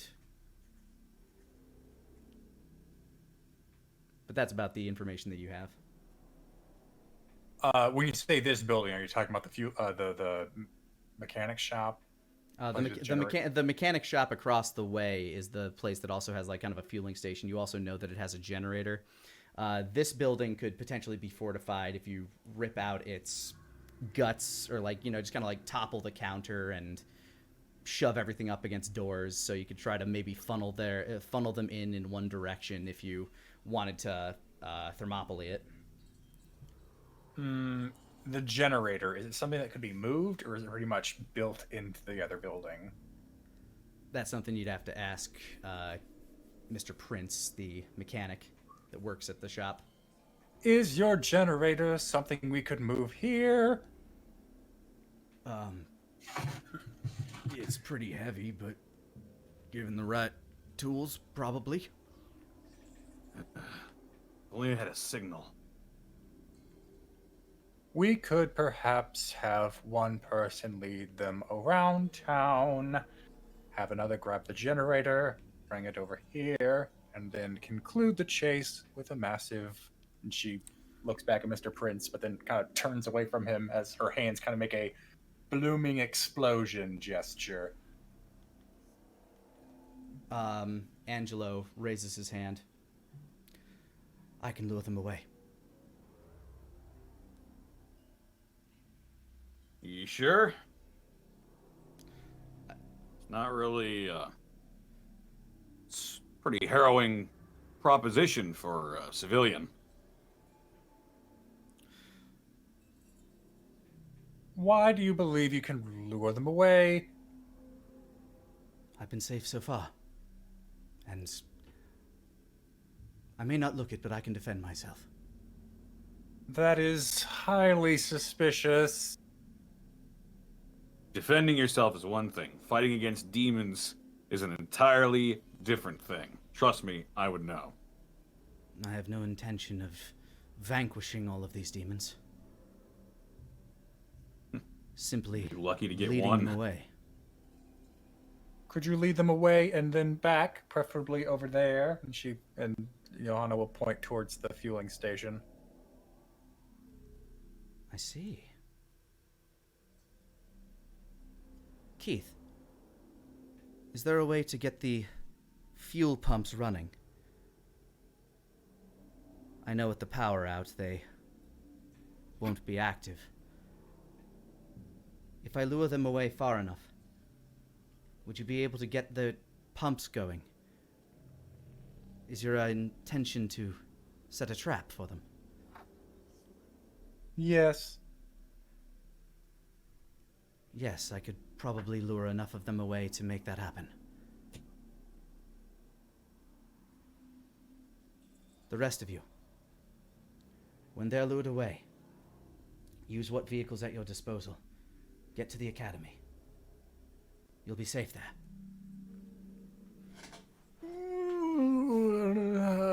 He's saying that to the to Trish, Keith, and the boy. Yeah. Johanna doesn't trust that academy as far as she could throw it. But, staying here doesn't seem like the best option either. So, the power is clearly out. Does that also mean the phone lines are out? The young boy, I haven't had a signal since the power went out. Yeah. I assume none of you have wireless plans either. Of course. Well, he's holding up a cell phone. Like it may be a podunk town, but they aren't like. Yeah. I mean, I've got one too, but no signal. Okay. Check the I would- telegraph line. That was a joke. I know.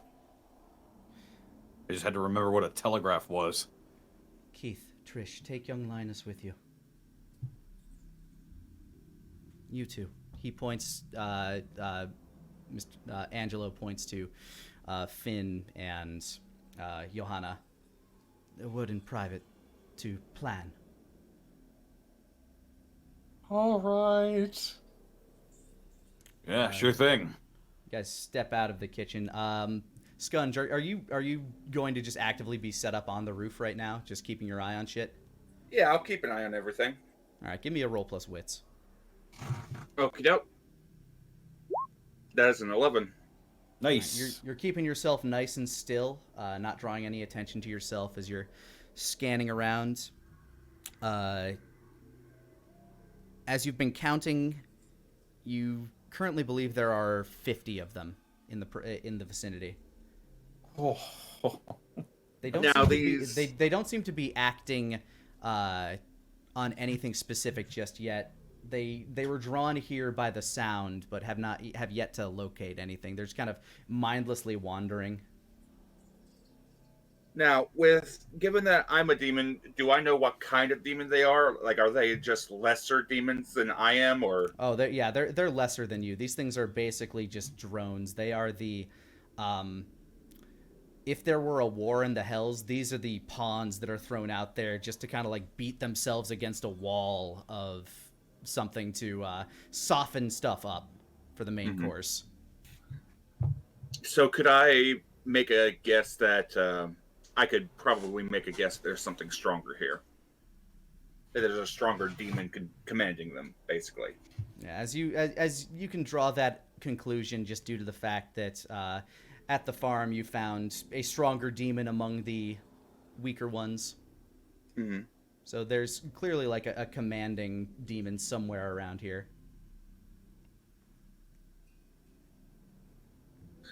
Then, yeah, this gun is just going to hang tight, watch, keep an eye out, and he's going to just continue to snack. Finn, Johanna, you're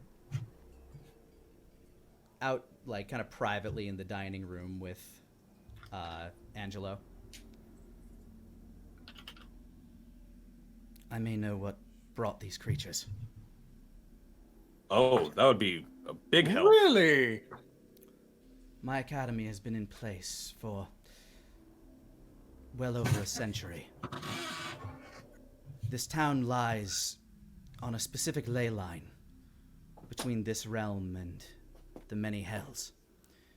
The academy is there to keep that gate sealed.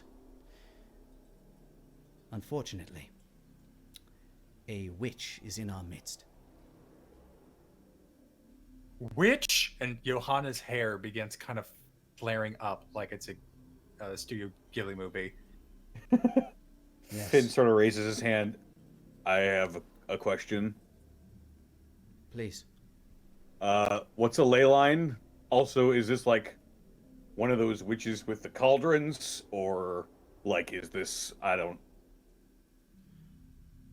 He kind of like tilts his head at you, not thinking that you would be so ill-informed. I'm sorry, there's clearly much that you... How long have you been doing this? Not long, will admit. I haven't been doing it very long. I had some noisy neighbors. I was going down to kill them. Turns out they were demons. And yeah. You see this look in this man's face as if something just broke inside of him. Maybe didn't need to give him the whole story. I ended up surviving, and that's how I got this thing. And I pull out Tyrannus. A devil arm. Genuine.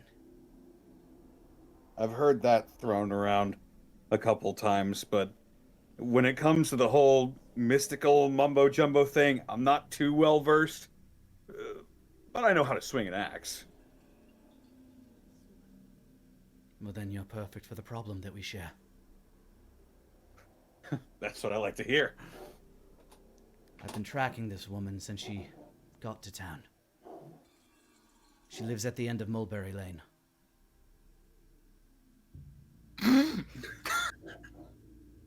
What? Johanna would laugh, but I can't. Stop. No. Sorry. I just immediately made me think of something that made no sense. It's a small town. They have quaint little street names. Look, there's Cinnamon Trading Company right there. Yeah.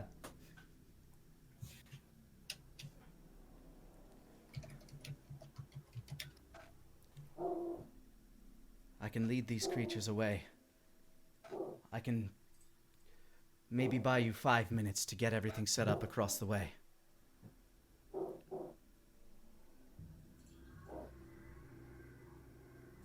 If you can draw their attention back here.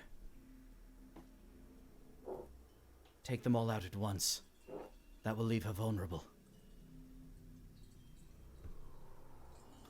Without her hordes, she's still dangerous, but little more than a spell-throwing hag at that point. So like magic. Okay, that's a bit...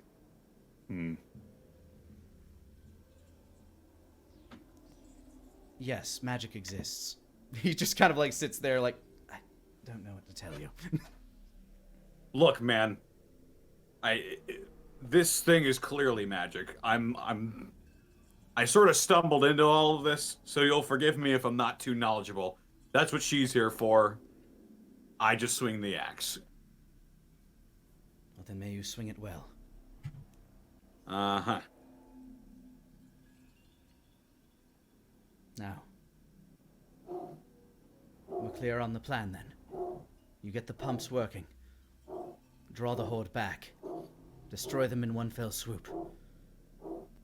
Then take care of the witch.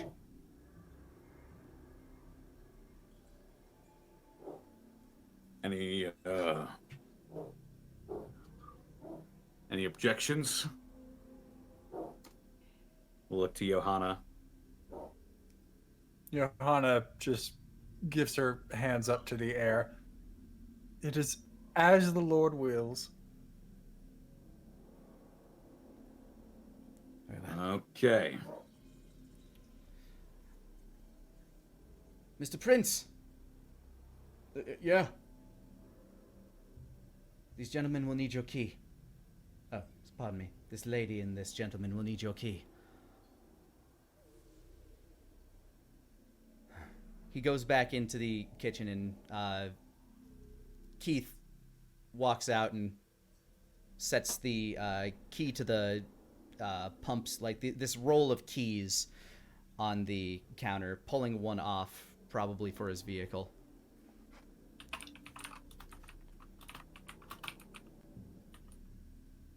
He holds up the ring of maybe like 15 to 20 keys and points out one.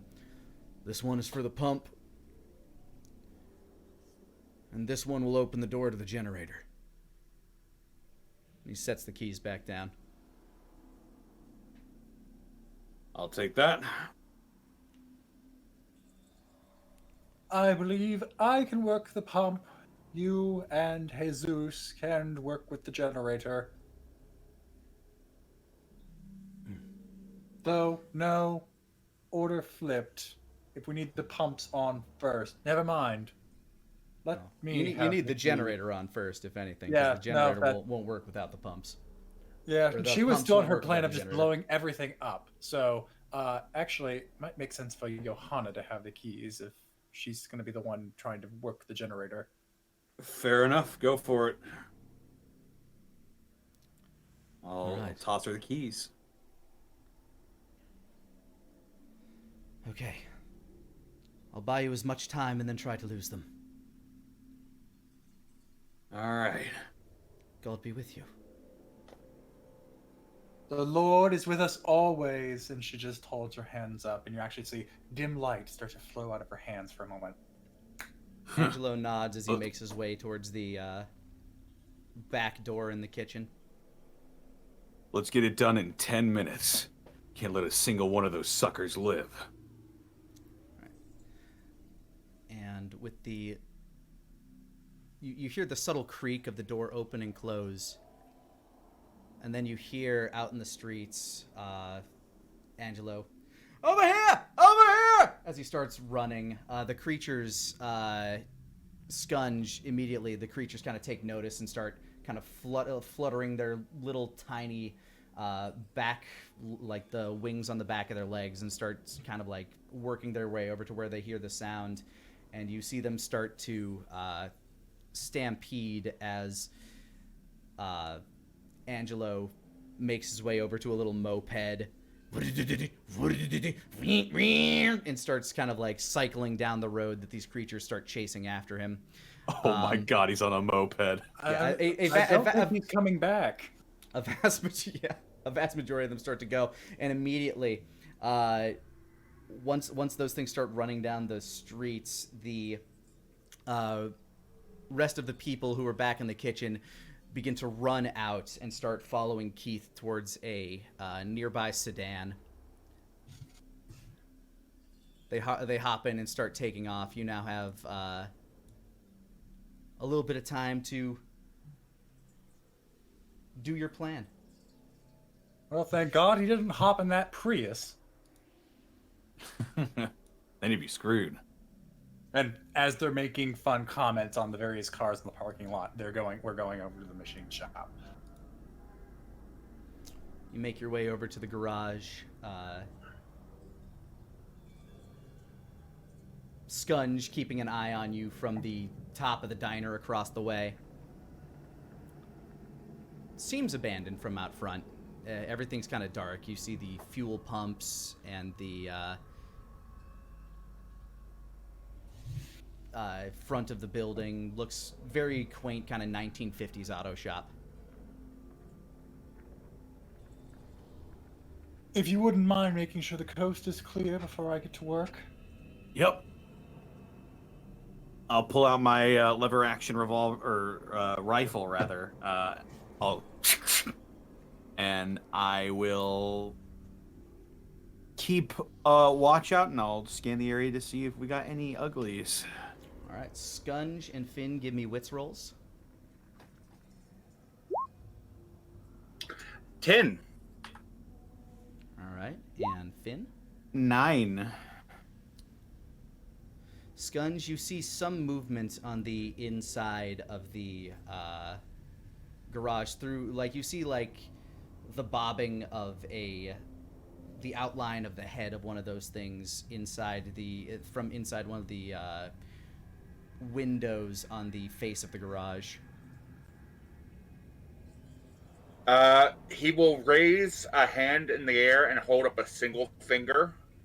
I don't think anybody's looking at you. Well, fair enough. He probably doesn't know this.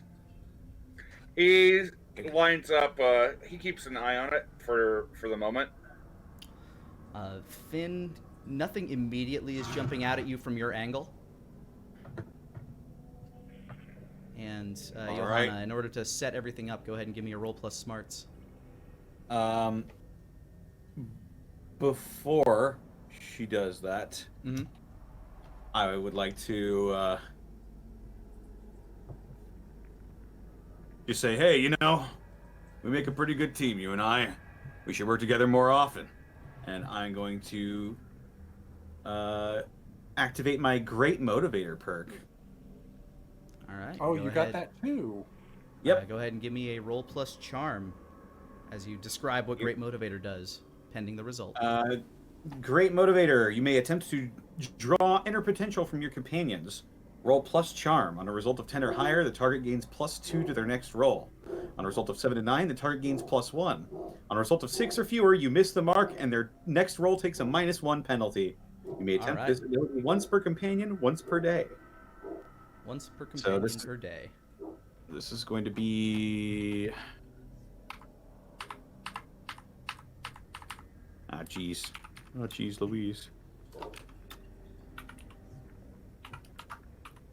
Here we go. That's a 10. All right. On your next roll, which would be this particular smarts roll, you get +2 to your roll, All right. which I think means it's impossible to fail. It's a +5, so yes, I would Alright, have. so- I can't roll lower than a 7. So after you say that, Johann looks up at you, solemnly nods, turns back to the generator, and just starts quietly saying, "Hallelujah, hallelujah! It's an 11, it's an 11, hallelujah!" All right. You unlock the door to the garage and slide it open, where you see one of those creatures immediately in your face. Scunge, you've been keeping your eye on this particular one, so go ahead and shoot it, I guess. Yep, Roll plus body. that's a 7. Johanna, you're kind of taken aback by the creature right there. As it lunges, as it immediately lunges, a bullet pierces through its head and like just explodes its head. But you do get scratched by this creature as it lunges at you. You go ahead and take 3 points of damage. Mitigated by whatever mitigation you have, or absorbed by whatever armor you have first. None and none actually. So Oh, it's you just took all 3 regeneration. Gotcha. Yeah, no, I didn't have a chance to act defensively, so I'm gonna just take that on the chin as the rakes right across my face. But right as I, unless there's some sort of time mechanic on this I didn't realize, but right as the claws go through and I turn away, my hand comes back, glowing just as brightly as it was when I was showing my devotion to the Lord, and just wipes the scratch marks away. I'm just gonna use the Go other ahead and doctor use your points I had. pool of healing. When it came to that particular combat roll, I had to treat it as basically a surprise, and since he failed but cannot take damage, something had to take some damage. Oh, he'll take damage, just not right now. Yeah, you turn and just see the Scunge. Like, Thumbs as up. you see the scratch marks heal, you can see through your scope, Johanna is just staring daggers at you. Thumbs up with a big happy smile. With your smarts roll, you're easily able to locate the generator and get the fuel pump working in a matter of no time. The place begins to light up with neon lights. Virgil's auto repair now open. Bzz, bzz, bzz, bzz. As the lights start clicking on, you know that this will be kind of a beacon for these creatures to start coming back to if, in fact, Angelo has lost them by now. So this trap is well set. That'll get him a little motivated. Cue the Left 4 Dead music. You start turning on all the fuel pumps. The fuel starts kind of spreading everywhere. What would you like to do in order to ready to burn this trap, I guess? Well, it's a machine shop. Is there like any sort of torch inside? Yeah, there's a propane like tank that's connected to like an arc welder. Ooh, tank may be too heavy for Johanna, but she'll point that out to Finn. It's on one of those kind of wheeled things, like, you know, it's one of those things that you pull or like tug around with you to get to various cars. Simple enough. Yeah. I could probably handle that, though, just so Johanna has a free hand. What do you intend to do with it?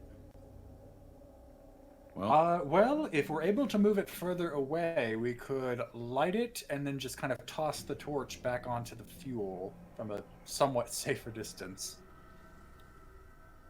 Sounds like a plan to me. Yeah, You do have a fire spewing demon outside. I didn't know he could do that from that far. You could easily light something on fire from the roof across the way and hurl it.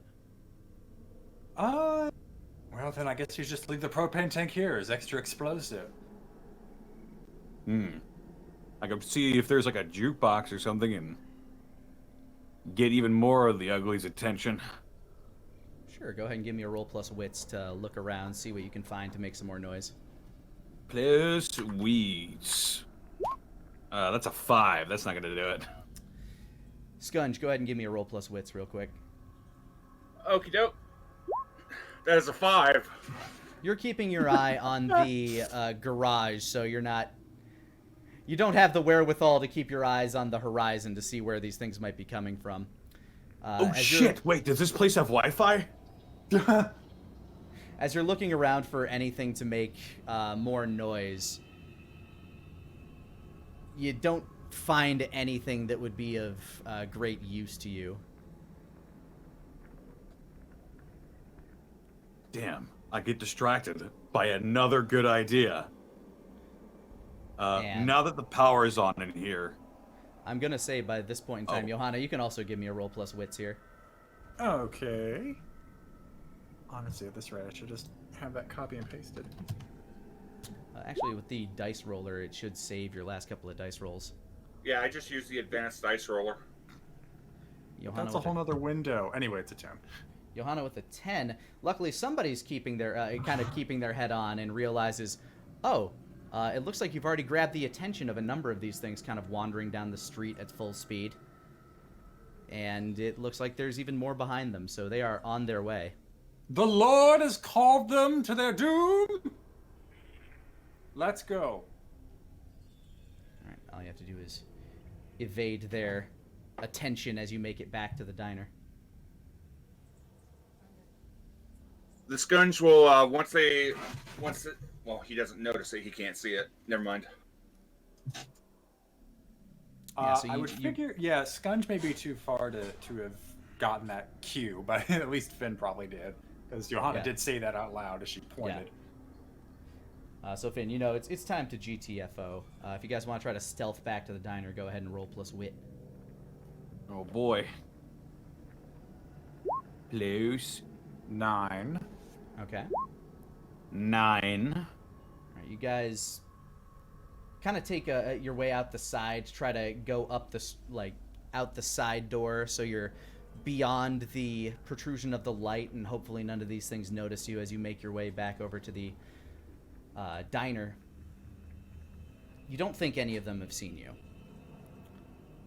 As slowly but surely they begin gathering and making their way into the auto facility. The fuel pumps are spilling gasoline everywhere as more and more of them continue to gather around.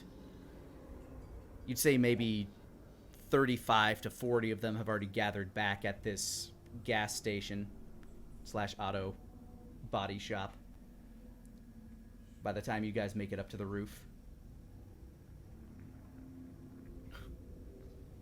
Well, Jesus, if you wanted a fireworks show and a barbecue.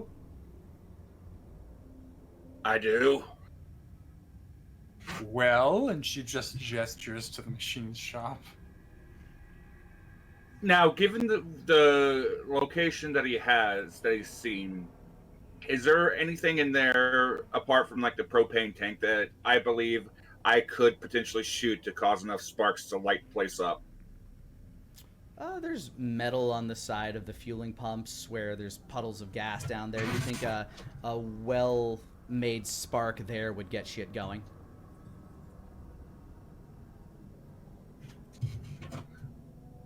If this, I could do it. Worst case, we light something on fire and toss it. Worst case scenario, I'll rip up my sleeve and we'll tie it to a rock. Just do it. That's Nate. You fire your gun, and sure enough, the spark goes off. The entire gas station begins to light up as a mighty... Hold on. Fireball erupts across the streets.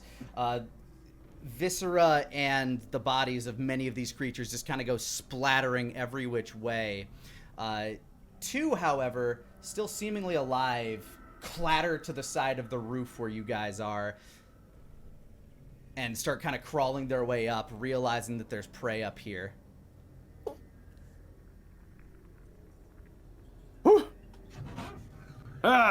Who's hungry? They give you a hiss as they start lunging toward you. I'm going to try and fire my rifle at one of them. All right, go ahead and roll plus body. Jeez, at this range, you could probably just swing it and hit him. Probably. He's choosing a Probably. point blank shot.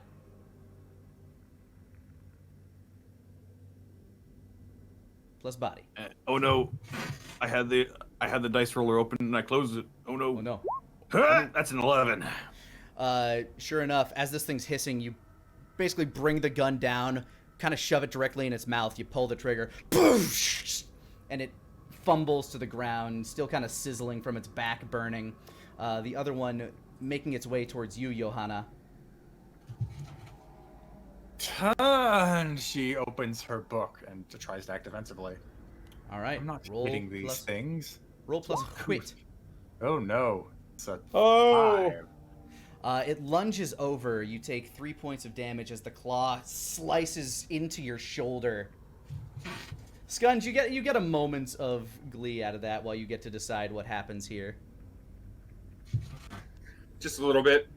But as the claws go through Johanna, the Scunge will turn and he bellows out, "That one's mine!" And I boot the thing in the ribs just as hard as I can. All right, go ahead and roll plus body. 10. And as the sickle-like appendages are embedding itself into Johanna's shoulders, you kick it, ripping its entire torso in half, and it goes limp, just kind of dangling from her where it has those claws dug in. The lower body tumbles to the street below. You have effectively killed all of the things that have returned, as far as you are aware. Johanna just grabs the end of the claw, takes it right out, and then tosses what's left of it into the fire. With the nice orange warm glow of the auto body shop, Virgil's auto shop, giving you a little bit of respite, You guys can decide where and what you're doing after a quick break. Hey guys, Lani here. I just wanted to thank you for rolling with us. And if you wanted to catch us live, you can do so almost every Monday at 5 o'clock Central Time over on twitch.tv/LaniPator. Now, back to the show. All right, so after taking care a vast majority of the infestation in this town, what is your next course of action? Well, we did say we'd get these folks to the academy. Oh, they already darted. Like they Okay. drove off. Well, good for them.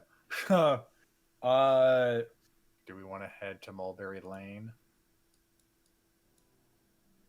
I mean, I would like to take care of that witch.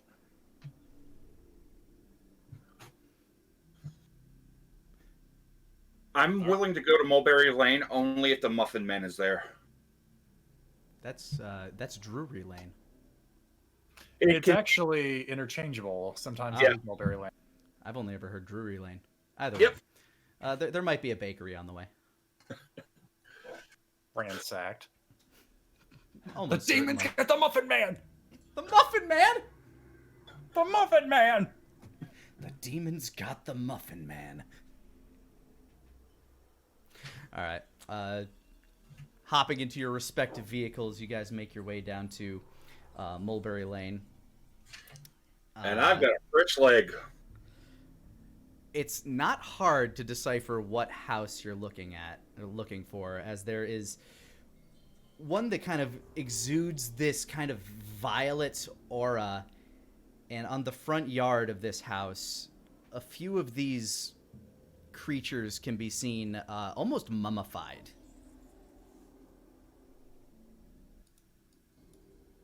Just kind of like scrunched up and look incredibly dehydrated. Ugh.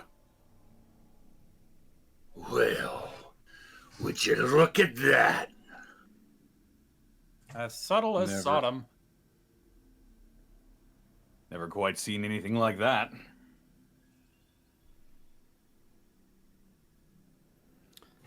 The house looks to be, it's like a single-story house.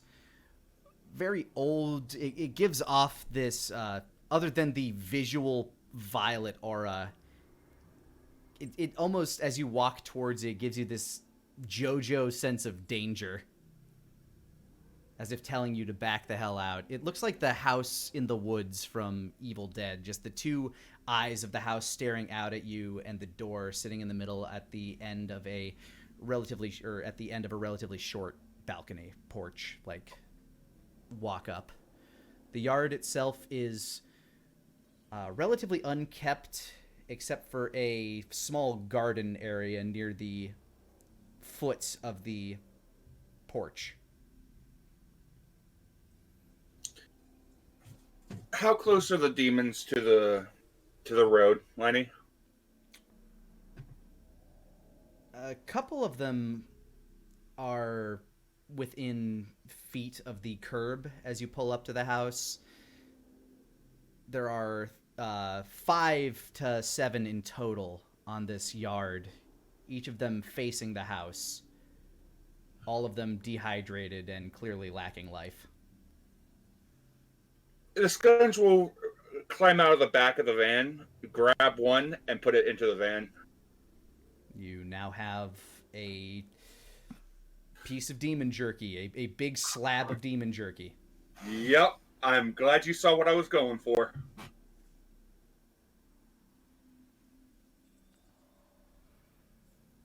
He just looks at Johanna. So,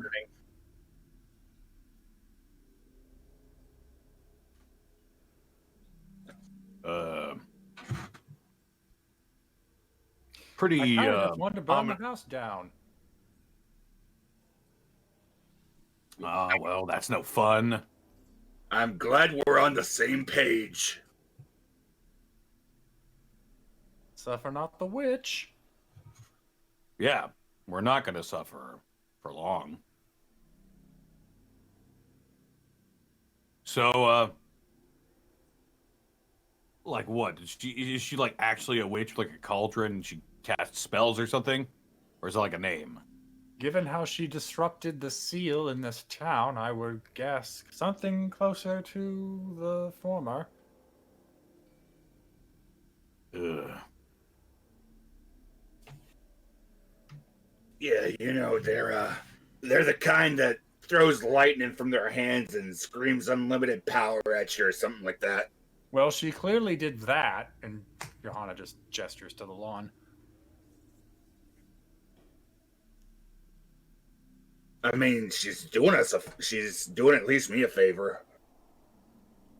But what do you think? Front door, back door, side door, burn the house down? Honestly, I'd like to burn the house down and just see what comes out. We've been burning down a lot of establishments around here. Well, given that we You left say, the kind of fire... looking over your shoulder at the billowing smoke behind you. And looking further afield to the massive red glow that is the Red Greats farm. It's not going to be good for business if we kill the demons, but burn down the town in the process. Destroy the town to save it. That is a common phrase. No. Yes. No, I don't.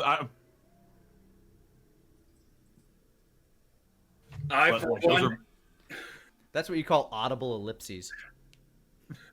I, for one, am on the page of burning the town down. No burning the town down. Everyone who's still alive in town is most likely at that academy now, and the academy is out of town. So burning the town down shouldn't really kill anyone who's still worth saving. No, You hear a but voice. they're going to leave reviews. You hear a voice echoing around you. The people are at the academy. No! They're in God's house. Not if they're at the academy. So they're not at the academy.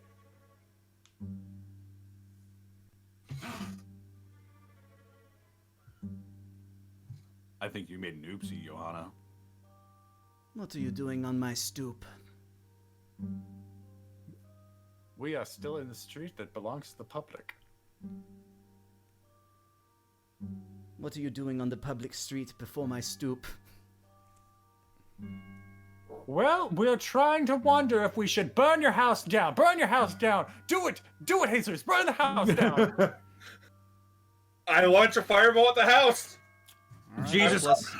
Roll plus strange. 10. Sure enough, you boom, belch out a big old fireball, strikes the house clean on. Like the entire place seems to start to go up in flame before it's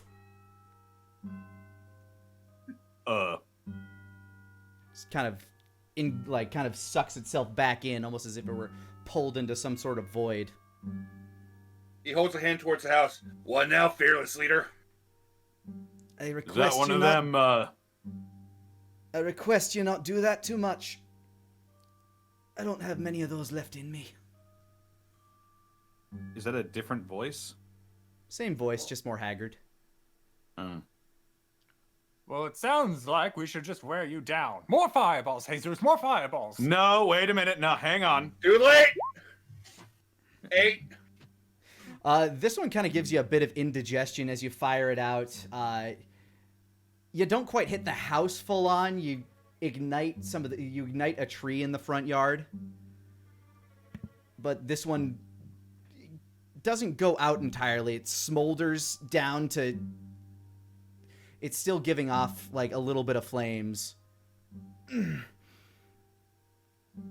But the violet aura kind of retracts a little and kind of lets the tree be as it ignites again. There's your burning bush, hag. So you be siding with them, then? So be it. Siding with who? Do you not even know? We're siding against demons. That bastard Moorbrook.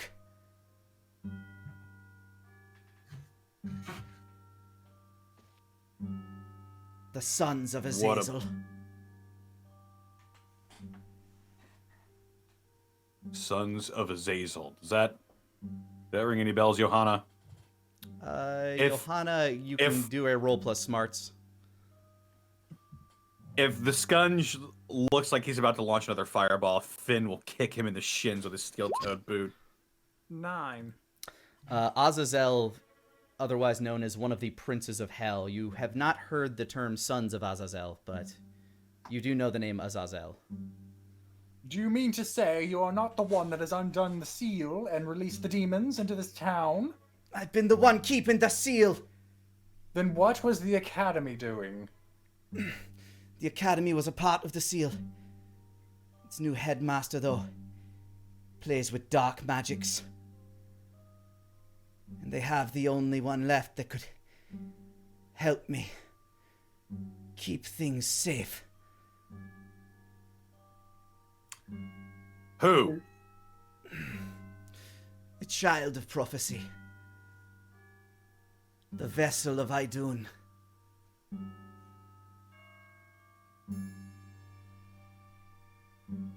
What is this child? Prophecies say that the child be born. She can return people to their prime of their youths.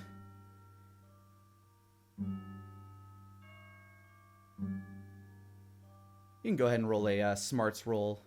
Anybody who wishes to. Johanna is intrigued. I think I will also do this. 7. 11. 8. You've heard the name Idun before, Scunge. Definitely a powerful name, but not one that you've like really paid much attention to because it got in the way of food. Finn, you have heard the name in passing before as well, but nothing that really kind of clicks within you. Meanwhile, Johanna, Idun is the Norse goddess of youth. There is no god but the god. Huh? What you talking about? Nothing. Is the witch actually in front of us, or is she still just like this force that we're picking up? You're kind of getting this echo in your head when she's speaking, as if she's projecting her will through the air. If you are confident in your status as protector, then appear forth and answer these questions. You'll forgive me You'll forgive me for questioning your intention after burning the house down. You're right to favorite question tree. my intentions, but we have just as much to believe you as we do to believe the headmaster. All right, look. Can I come inside? Go ahead and roll plus charm. Sherman, I don't need any help. That's a 7. You and you alone. Okay. I'm coming in. Johanna will grab Finn's shoulder before he goes inside and whisper, "If you emerge, I will need a sign that you are not her pawn."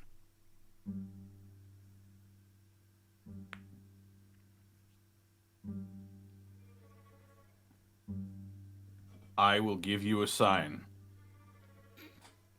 Which will be... I will shove my pinky up my nose.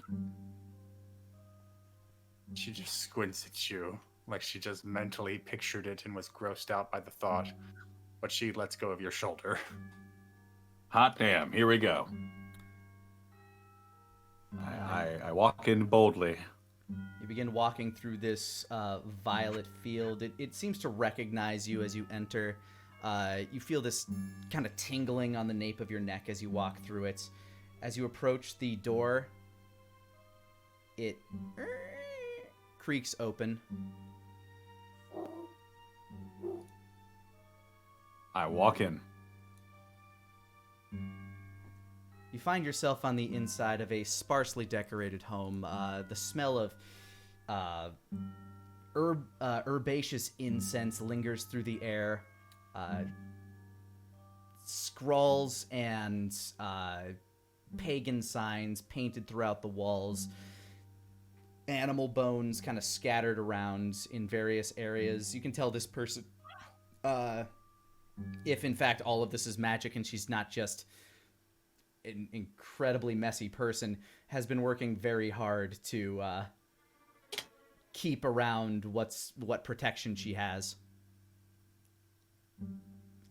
You see a frail older woman kind of sitting in a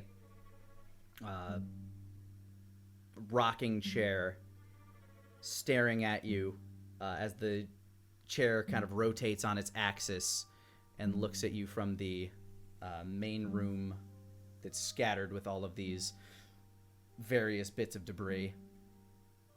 And the door closes behind you. You carry a weapon of the devil's, but you have the soul of a man. Also true.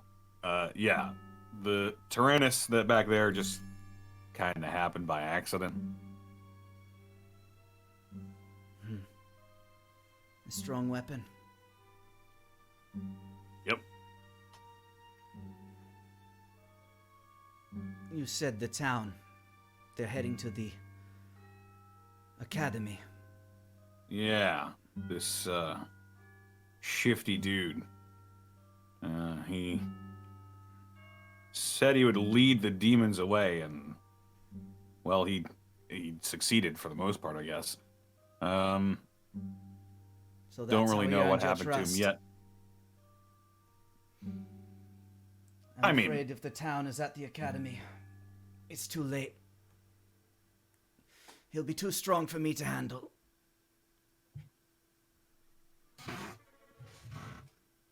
I knew his grandfather, Alistair. He and I worked together to create the barrier that protects the ley lines of this land. Right, the ley lines. Heard that mentioned before. What exactly do those do? Is that some sort of part of this seal thing I keep hearing about? Imagine the ley lines like a sheet. She kind of holds up a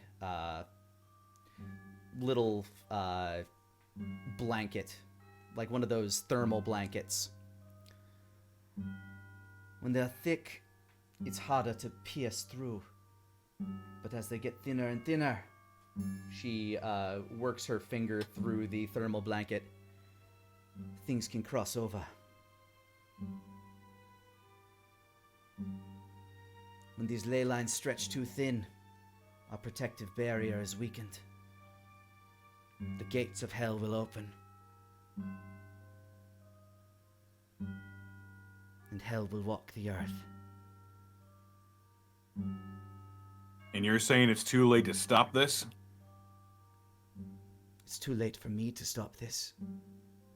Not without Well. the power of the girl. Right, and the girl's at the academy. At least you think so. I know so. She was taken in Okay. by that bastard Angelo.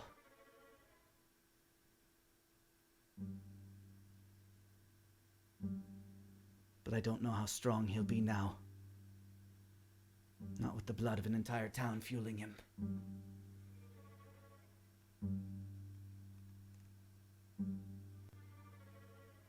So what can we do? Let's focus on what we can do.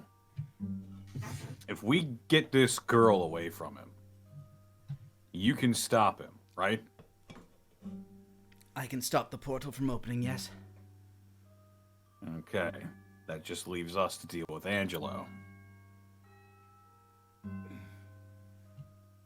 A heavy task, to be certain. When is it not?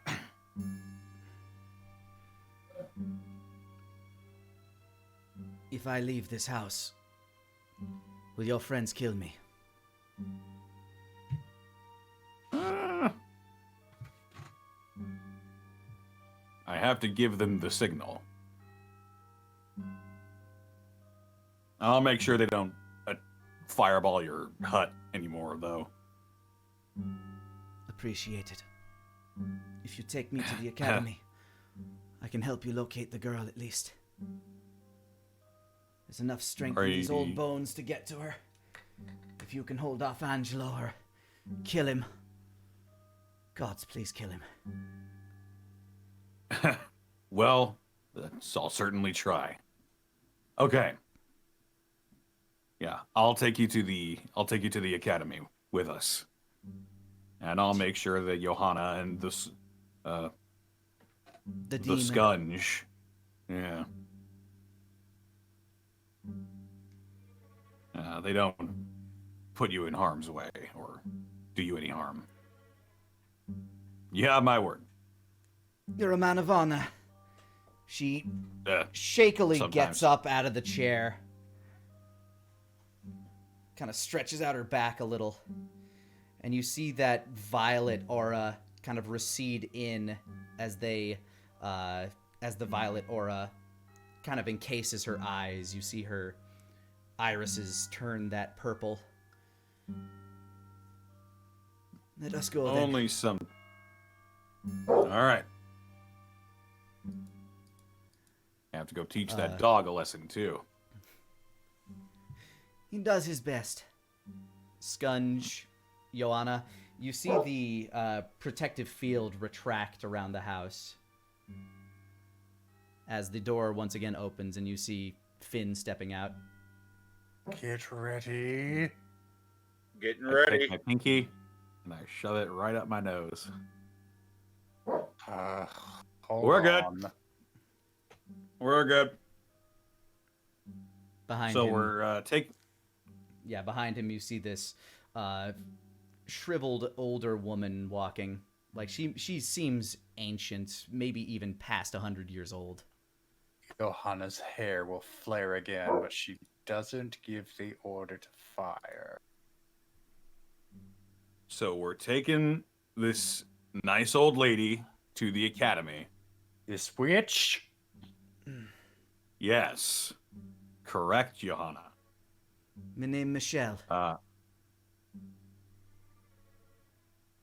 Yeah, we're taking Michelle to the academy, and she's going to try and locate this prophesied child, get him away from Angelo, and then we're going to kill him. And what do we have to explain that this is not a deception on top of deception?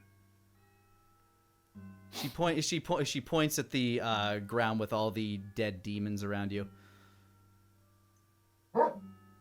The demons were not fans of the headmaster either. Did you see them attack him? Fair point, fair point. He did try to get away on a moped. Sherman, I swear to God. You know, and actually, if Finn actually says that, Johanna will take a deep breath and her mouth will be open just ever so slightly as she goes, "Oh shit, he really should have died." She'll move aside and make room for Michelle in the van. But if you wish to check on her statement, you can go ahead and roll wits. That was the main reason Johanna wanted to actually see her. Yeah, sure. 8. She does not give off the impression of somebody who's lying. Oh, well, that's more going for her than the headmaster did. So yeah, no, I'm. Johanna clearly does not like Michelle as just a witch, but she will not do anything overtly hostile.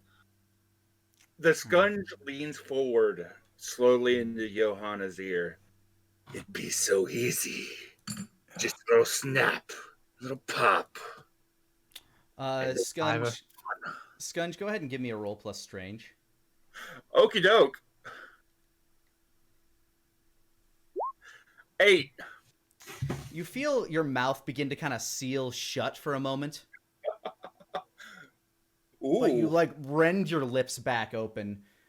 as the violet eyes of the woman are just kind of like glaring at you. Shall we be on our way then? Time is of the essence. Got the cotton mouth again. The witch is a strong one. I pick up another demon. All right, you have another. You have more demon jerky. The Yeah. van smell great by this point. That is going to smell amazing. Smells like a patchouli dump yard. You make the relatively long, awkward drive with this woman just sitting in the back seat of your van. Finn, I'm guessing you're in your truck. She's just sitting there watching you eat these demons, or you're just sitting there next to her in like the third row of seats, just eating these demon jerky scunge. He will actually offer her some dehydrated demon meat. Go ahead and make a roll plus charm. Oh, this is going to be great. 3. I was hoping it'd be a 0. She glances over at you, down at the piece that you're offering, just looks away. You should have brought the sauce. I really should have. You make your way over to the to Alistair Moorbrook's boarding school. Just as I'm going to creepy keep as an it eye sounds. on my phone. No signal the whole way. Damn. And the school itself is dark on the inside and once again gives off a very foreboding aura.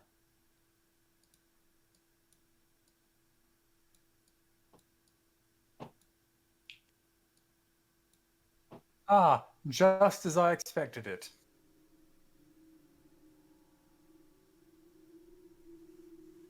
Can we burn this down? Seems to be made out of the school itself looks to be made out of stone. The roofing material, clay slats. It sits silhouetted against the full moon behind it. A large clock tower at its center. There appears to be no movement within any of the darkened windows. The walls themselves have ivy that's been crawling up it. The leaves look wilted and shriveled, almost deformed. And there are a few cars parked out front. But more notably, What? Scunge, go ahead and give me a roll plus wits. Absolutely. 12. The smell of blood clings to the air. Thickly. I smell blood. A lot of it. How can you tell that from the smell in the car? Because there's very little blood in the car. I know that smell. The air is ripe with it. Can't you smell the iron? Sure enough, looking for the smell, you get that whiff. Not as thickly as Scunge gets it, being a hell beast that just loves the stuff. But it's there, wafting in the air. Well, going through the front door just seems like just as a dumb idea as going through the front door of your house, Michelle. Any ideas on how we get inside? Give me a roll plus wits. Come on. 12. Ooh. Somehow very spry, I guess not too surprisingly spry, but Michelle has already made her way out of the van and is well along her way around the side of the house, kind of holding up her hand, which is giving off this purple glow. It seems to glow brighter as she holds it in different spaces, and she's just following it as it gets brighter. She seems to have her own mission right now. Well, old lady's taking off. Gonna check my phone one more time. See if I have any kind of signal. Nope. Damn In fact, it. your phone is just kind of freaking out here. Is there something that you're trying to do with your phone? I'm trying to use one of my perks. Okay, which perk? I know a guy. All right. What kind of information are you seeking from a guy?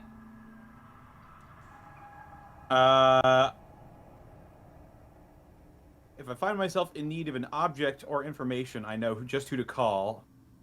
I was hoping I could either get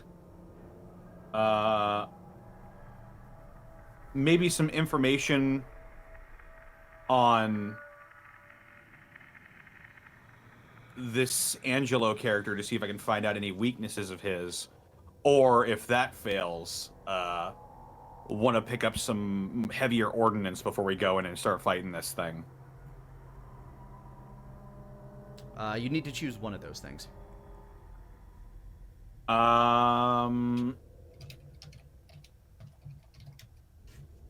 Let's go with information. Okay. I'll say on your drive over, you could probably ask Michelle. Go ahead and make your roll. All right, I'm rolling plus charm.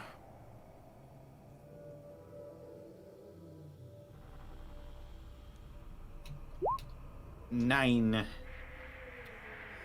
What you'll learn what you'll learn about Angelo is that he is the grandson of Alistair Morbrook, who helped set up this academy. Michelle and Alistair were both actually demon hunters way back in the day, and realized that this town was frequented by a number of vicious demons, and found that it was due to the fact that these lands were where some of the ley lines between the realms of Earth and Hell got the weakest at certain points of the year. They studied together, and by building the academy were able to create basically a warding shield that would thicken the veils between the realms. And Angelo recently was playing with dark magics, kind of found his grandfather's old journal, learning about these things, and took it among himself to... He basically got indoctrinated into a cult, the Sons of Azazel, who seek to open the gates of hell in return for power or money or something. He in turn brought some of the staff on board within the school, and so upon learning that a very powerful child was born in the area, is trying to use this as a means to rip the realm wide open and claim the power that he wants. But she's unable to give you any ideas of what type of weaknesses he might have. You're just given a whole heap load of backstory. Gotcha. Do you think he would still have that information physically about strengthening the seals? We could probably use that to buy some time. That's Michelle's goal, is to, one, locate the girl, and two, keep the seal up here as long as she can while you deal with Angelo. Yeah, he was asking if there was anything on his end that he could do. Kill Angelo. Okay. But other than that, she's unreally sure, because she doesn't know how much magic you know or anything on those ends. So anything that you guys plan to do, you'll need to, because she doesn't know what resources you have, and you don't exactly have a whole lot of time to plan with everything ebbing as it is. In fact, the full moon behind that you see behind the school is slowly but surely starting to turn pink. Well, whatever we're gonna do, we should probably do it fast. How about ramming your truck through the wall? You gonna reimburse me? Can I? What is the church's doctrine for that? I mean, you work for a specific side of the church that's meant to keep the realms of hell out of man's realm, so they're fairly well funded by the Vatican. Oh, we're loaded. You could probably get you could probably get a truck. Send Finn me. points to the sky. Hey, big man, reimburse me. I'm doing you a favor. In all things, the Lord will provide. Uh-huh. All right, you start gunning it towards the academy. Do you intend to like ride the truck straight through, or are you gonna jump out at the last second and just punch a hole? If I have like a combat knife in my truck, I'll just ram it through the gas and just jump out. That's simple enough that I don't. I will have you roll. Go ahead and give me a wits roll just to make sure you have the truck pointed in the right direction. Gotcha. 10. Sure enough, you get the wheel straightened out. You got that tied down and locked in, and you stab your knife straight into the gas pedal, pin it to the ground, roll out of the truck as it sails straight into the front of the building and creates a massive hole where the two double doors are at the front of it.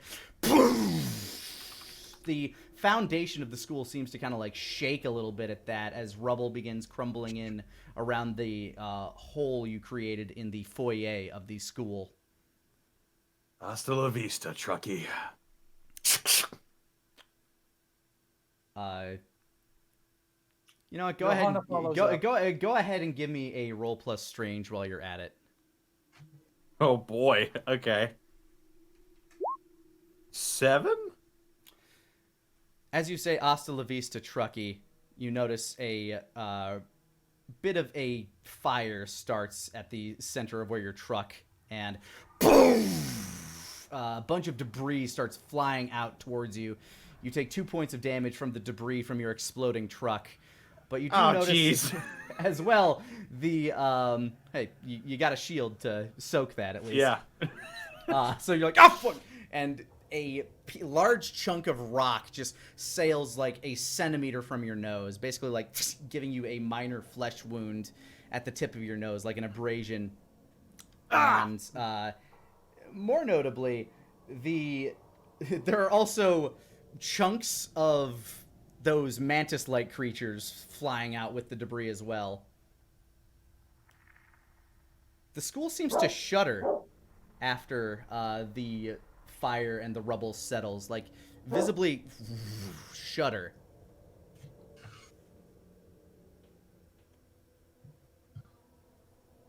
Yeah, you have a nice big ol' entrance in the front now.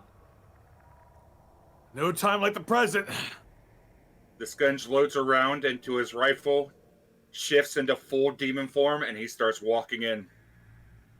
There is a circle in hell reserved for you, Angelo. I had to remember his name. You guys make your way into the school. Obviously, the foyer with a very high ceiling is currently a flaming wreck of debris, corpses of many of those mantis bugs, and pools of blood that appear to be soaking into the grounds of the school. A large picture, oil painting, directly beneath the flaming car that's currently burning, but you managed to catch it before the fire really takes over the painting, of an old man, looks similar to Angelo Moorbrook. You're guessing this is the founder, Alistair, as the picture burns. Is there any way that I can follow the scent of blood to try to find Alistair? Or Certainly. find Angelo? Certainly. Go ahead and give me a roll plus wits. 9. You're able to like kind of track this blood as it's seeping into and flowing through the school. You actually hear the like it almost sounds like a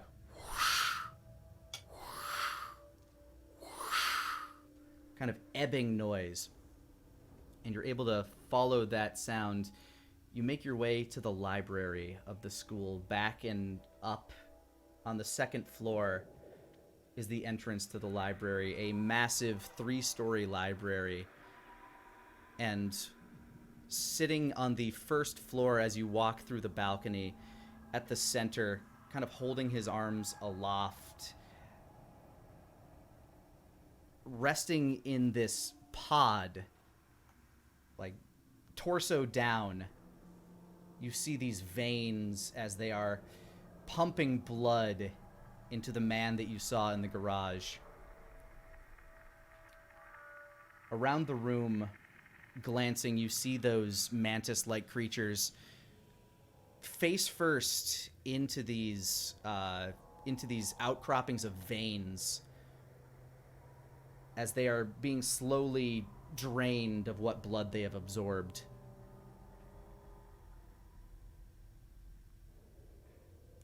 Alistair hasn't seemed to have noticed you yet, but he definitely knows that there are people here. Or Angelo, sorry. And the Scunch is leveling the rifle. Sever the veins. Cannot let this profane ritual complete. At Johanna's words, he opens his eyes and glances up towards you. Take the shot. All right. As you take the shot, go ahead and roll plus body. That's Nate. As you fire at him, you hit the sack like dead on, and you see a massive wince from him. But from the side, you hear this rumbling, and as you look away from your scope, the rest of you see this too, a little bit before the Scunge. The Scunge, you take the brunt of this. The wall has partitioned out and is starting to wave towards you and slaps you in the side. You take 4 points of damage as the school slaps the shit out of you. Oh, damn. Johanna and Finn, go ahead and roll defensively for me. Oh, God. We've got a big boy here. 12. Johanna, you manage to dodge 11. deftly, as does Finn. Johanna, your regeneration perks giving you some health Plus back if you were 2. missing any. Mm-hmm. Yes.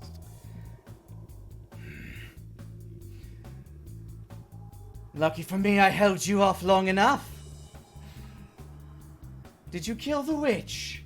He says as you see that pod sinking into the school. It's the floor of the library. Wait, should we not have done that? His whole body sinks into the floor as the school begins to rumble. The walls start striking out. Perhaps, perhaps not. You're now fighting the school. Doesn't matter. Let's rock, baby. Maybe we should have burnt this place down. All right. So, as previously, you see these walls begin to shake, and straight from down on top of you, these the ceiling above you, sharp, spiky pillars begin raining down towards the lot of you, as the school begins to try to take you out. What do? We see more of those veins, right? Like we see There are veins about. see- They are now undulating and kind of like making their way into the walls, but those that are currently being fed by the creatures need to be visible. Like the walls can't seem to wrap themselves around the creatures that are feeding them. I am going to try and cut off the food source of this school by removing those creatures that are feeding the blood to it. All right, so you're going to attack the school. Going essentially, yes. At the veins directly. All right. Johanna, Yeah. what is your course of action? The building is attacking us, but does it seem to be like closing off any of its hallways to like seal us in? Not yet. My first thought is to like try and find the boiler and make it explode. So I'm gonna go with that feeling, despite the fact that it may just be sending Johanna off to her doom. So you're gonna act defensively while trying to find the boiler room. Yeah, essentially. Okay, go ahead and you'll be making a roll plus wits. And the Scunge. The Scunge is going to try to cover his companions by basically using his rifle to try to break the spikes that are heading towards them all and basically protect the pair of them. All right, you're also going to be attacking the school. So Finn and Scunge, give me rolls plus body. Johanna, give me a roll plus wits. That's 12. 8. All right. 10. Johanna, while acting defensively, you'll be taking half the damage. So instead of taking 5, you will instead take 3. We round up in this house. And Finn, you manage to deftly dodge around these spikes as you run along the railing. Spikes from these walls firing out at you. You duck, dodge, dive, and whip around with Tyrannus and just slam the blade of this axe through this creature into this vein, and blood just starts gushing out of the area, and the entire school begins to shudder and quake. Johanna, as you ran out into the hall, you managed to deftly evade the spikes trying to get a lay of this place. You know that any boiler would probably be at the first floor, so you start making your way to the stairs. As you do, though, the school shifts, and you start to the stairs that were once kind of giving you this, ramp downward are now a straight wall as you begin falling, plummeting towards the wall in front of you. That's where you take the 3 damage. As you slam against the end of the wall and kind of pick yourself back up and try to gather your senses of the layout of this place that's now shifting and trying to make your way down to the first floor. Scunge, you fire your rifle. You manage to take out a chunk of the rocks that are plummeting towards your companions. The school is now reorienting itself, shifting the walls forward, almost Transformers-like, as this room begins to tilt and shift in an Escherian fashion. You begin plummeting towards the back wall, Finn, as you're trying to hold on, your axe embedded in the side of the wall there. What is your next course of action, gentlemen? And lady. So I saw Johanna go into a separate room, right? Ran back out into the hallway. Didn't really discuss the plan, didn't seem to have time to, but you are currently battling the school. Okay. Is Angelo still visible? No, he has sunken into the school He's sunk by into now, the floor. Okay. but you could still try to find him or root him out in one way or another, depending on your strategy.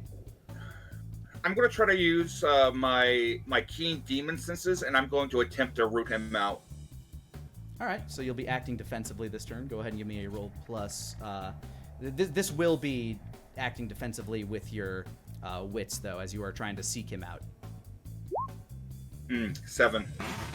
Okay, you're able to sniff out his scent, but as you locate him, another patch of the wall is going to smack out at you. Finn, what are you going to be doing?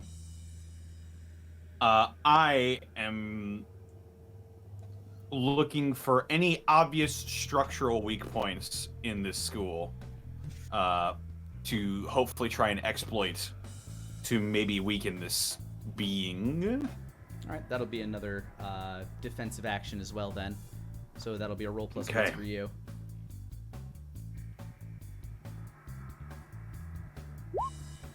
Eight. As you're glancing around, hanging from Tyrannus, you see a lovely little load-bearing wall that you think would make a great point to smack. But as you are looking towards it, this hand from the wall just kind of like slaps out and smacks you into the air as you tumble down to the side of the wall. Each of you will take 3 points of damage. And Johanna, still trying to find your way to the boiler? Yep. All right, that'll be act defensively. Roll plus wit. 6. Oh no. This is not going well. As you landed kind of like face first on the front wall of this building, you kind of shake yourself, but your bell's been like kind of rocked a little bit. And as you're trying to get yourself back to your feet, a pillar smacks you straight under the chin and knocks you back. That deals 5 points of damage. You are drifting out of consciousness right now. Shit. Between all the damage that you've taken. Yeah. The school is still shifting and moving. Finn, you do have a target, as do you, the Scunge. Yep, Johanna and- is struggling to stay awake right now. None of us can see that though. Nope, out of the You room. cannot. Fuck. I My great there as am well. gonna give myself even if I take half damage, I'm still dead. But I can use my doctor point to at least give myself a bit of a cushion. Yeah, sure. Last one though. I'll say that that's what's going to make it so you're not going to pass the fuck out immediately, because Oh boy. you're like, you have a lot of broken bones right now, but by using the last of your holy light, you were able to stay awake and in this fight as best you can. Finn and Scunge, what are your actions? Knowing where Angelo is, given my last roll, I'm going to point the rifle at that location, and I'm going to take a shot. All right, so that'll be a roll plus body for you. And Finn, what is your course of action? And knowing where the structural weak point in this building is, I'm going to try and weaken this thing as much as possible, and I'm going to grab Tyrannus and try and force as much willpower into it as I can. It goes crackling with electricity. I'm going to try and slam it into this load-bearing point. And I'm going to try to crack the wall. Go ahead and slam that wall. Each of you give me a roll plus body. Oh, 8. All right, you're going to be taking some damage from this. 5. I'm going to use black belt to re-roll that one, though. Yep, new target, new combat action. Go ahead and re-roll the 1. Okay, re-rolling the 1 into a 3 with That's a a 5. 7. That'll make it 7. All right, So this each of will you are, take a hit. you will be taking 5 damage from this, mitigated down to 3 due to your ability. Johanna, still trying to find your way to the boiler, or do you have a new course of action? Well, being on the premise, oh my gosh, being almost dead. She's quite the crusader. It feels like she'd still spend her last breath trying to blow this place up. So I guess still acting defensively. Okay.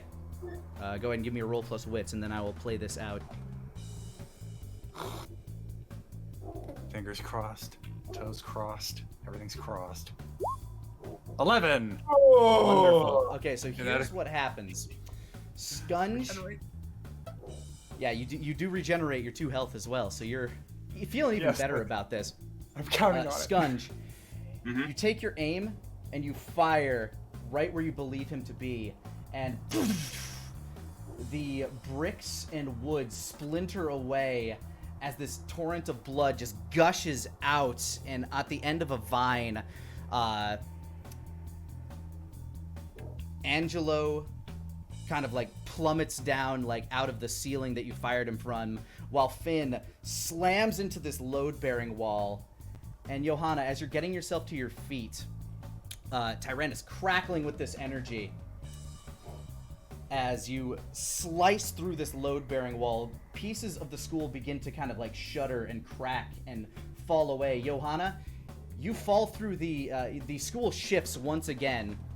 The two of you fall, like slamming straight through a lot of bookshelves and getting crushed by a bunch of debris. Each of you take 5 damage, both the Scunge and Finn. And Johanna, as the school reorients and these walls begin to fall away, you begin to fall backwards. You say a little prayer to yourself as you reactively do this little backflip, kind of like lifting up, and you feel yourself kind of like slow fall almost a little bit as you fall through the floor directly into the boiler room. Thank you, Lord. So, with Angelo kind of dangling like a piñata in the middle of this room, grasping at his innards as he's like bleeding, Finn, you and the Scunge kind of lift yourself out of the rubble like painstakingly. Each of you feeling like hammered shit. Mm-hmm. Johanna, you are at the boiler. What does everybody want to do? So, wait, did each of us take an additional 5 damage from the walls falling? You took the 5 damage from the roll Gotcha. you made. Okay. Yeah. Johanna wants to try and overload this boiler. That'll be a roll plus smarts to mechanically fuck this place. Scunge and Finn, what are your calls? Seeing as how Angelo is now dangling outside of... Is he connected by like a fleshy thread or something?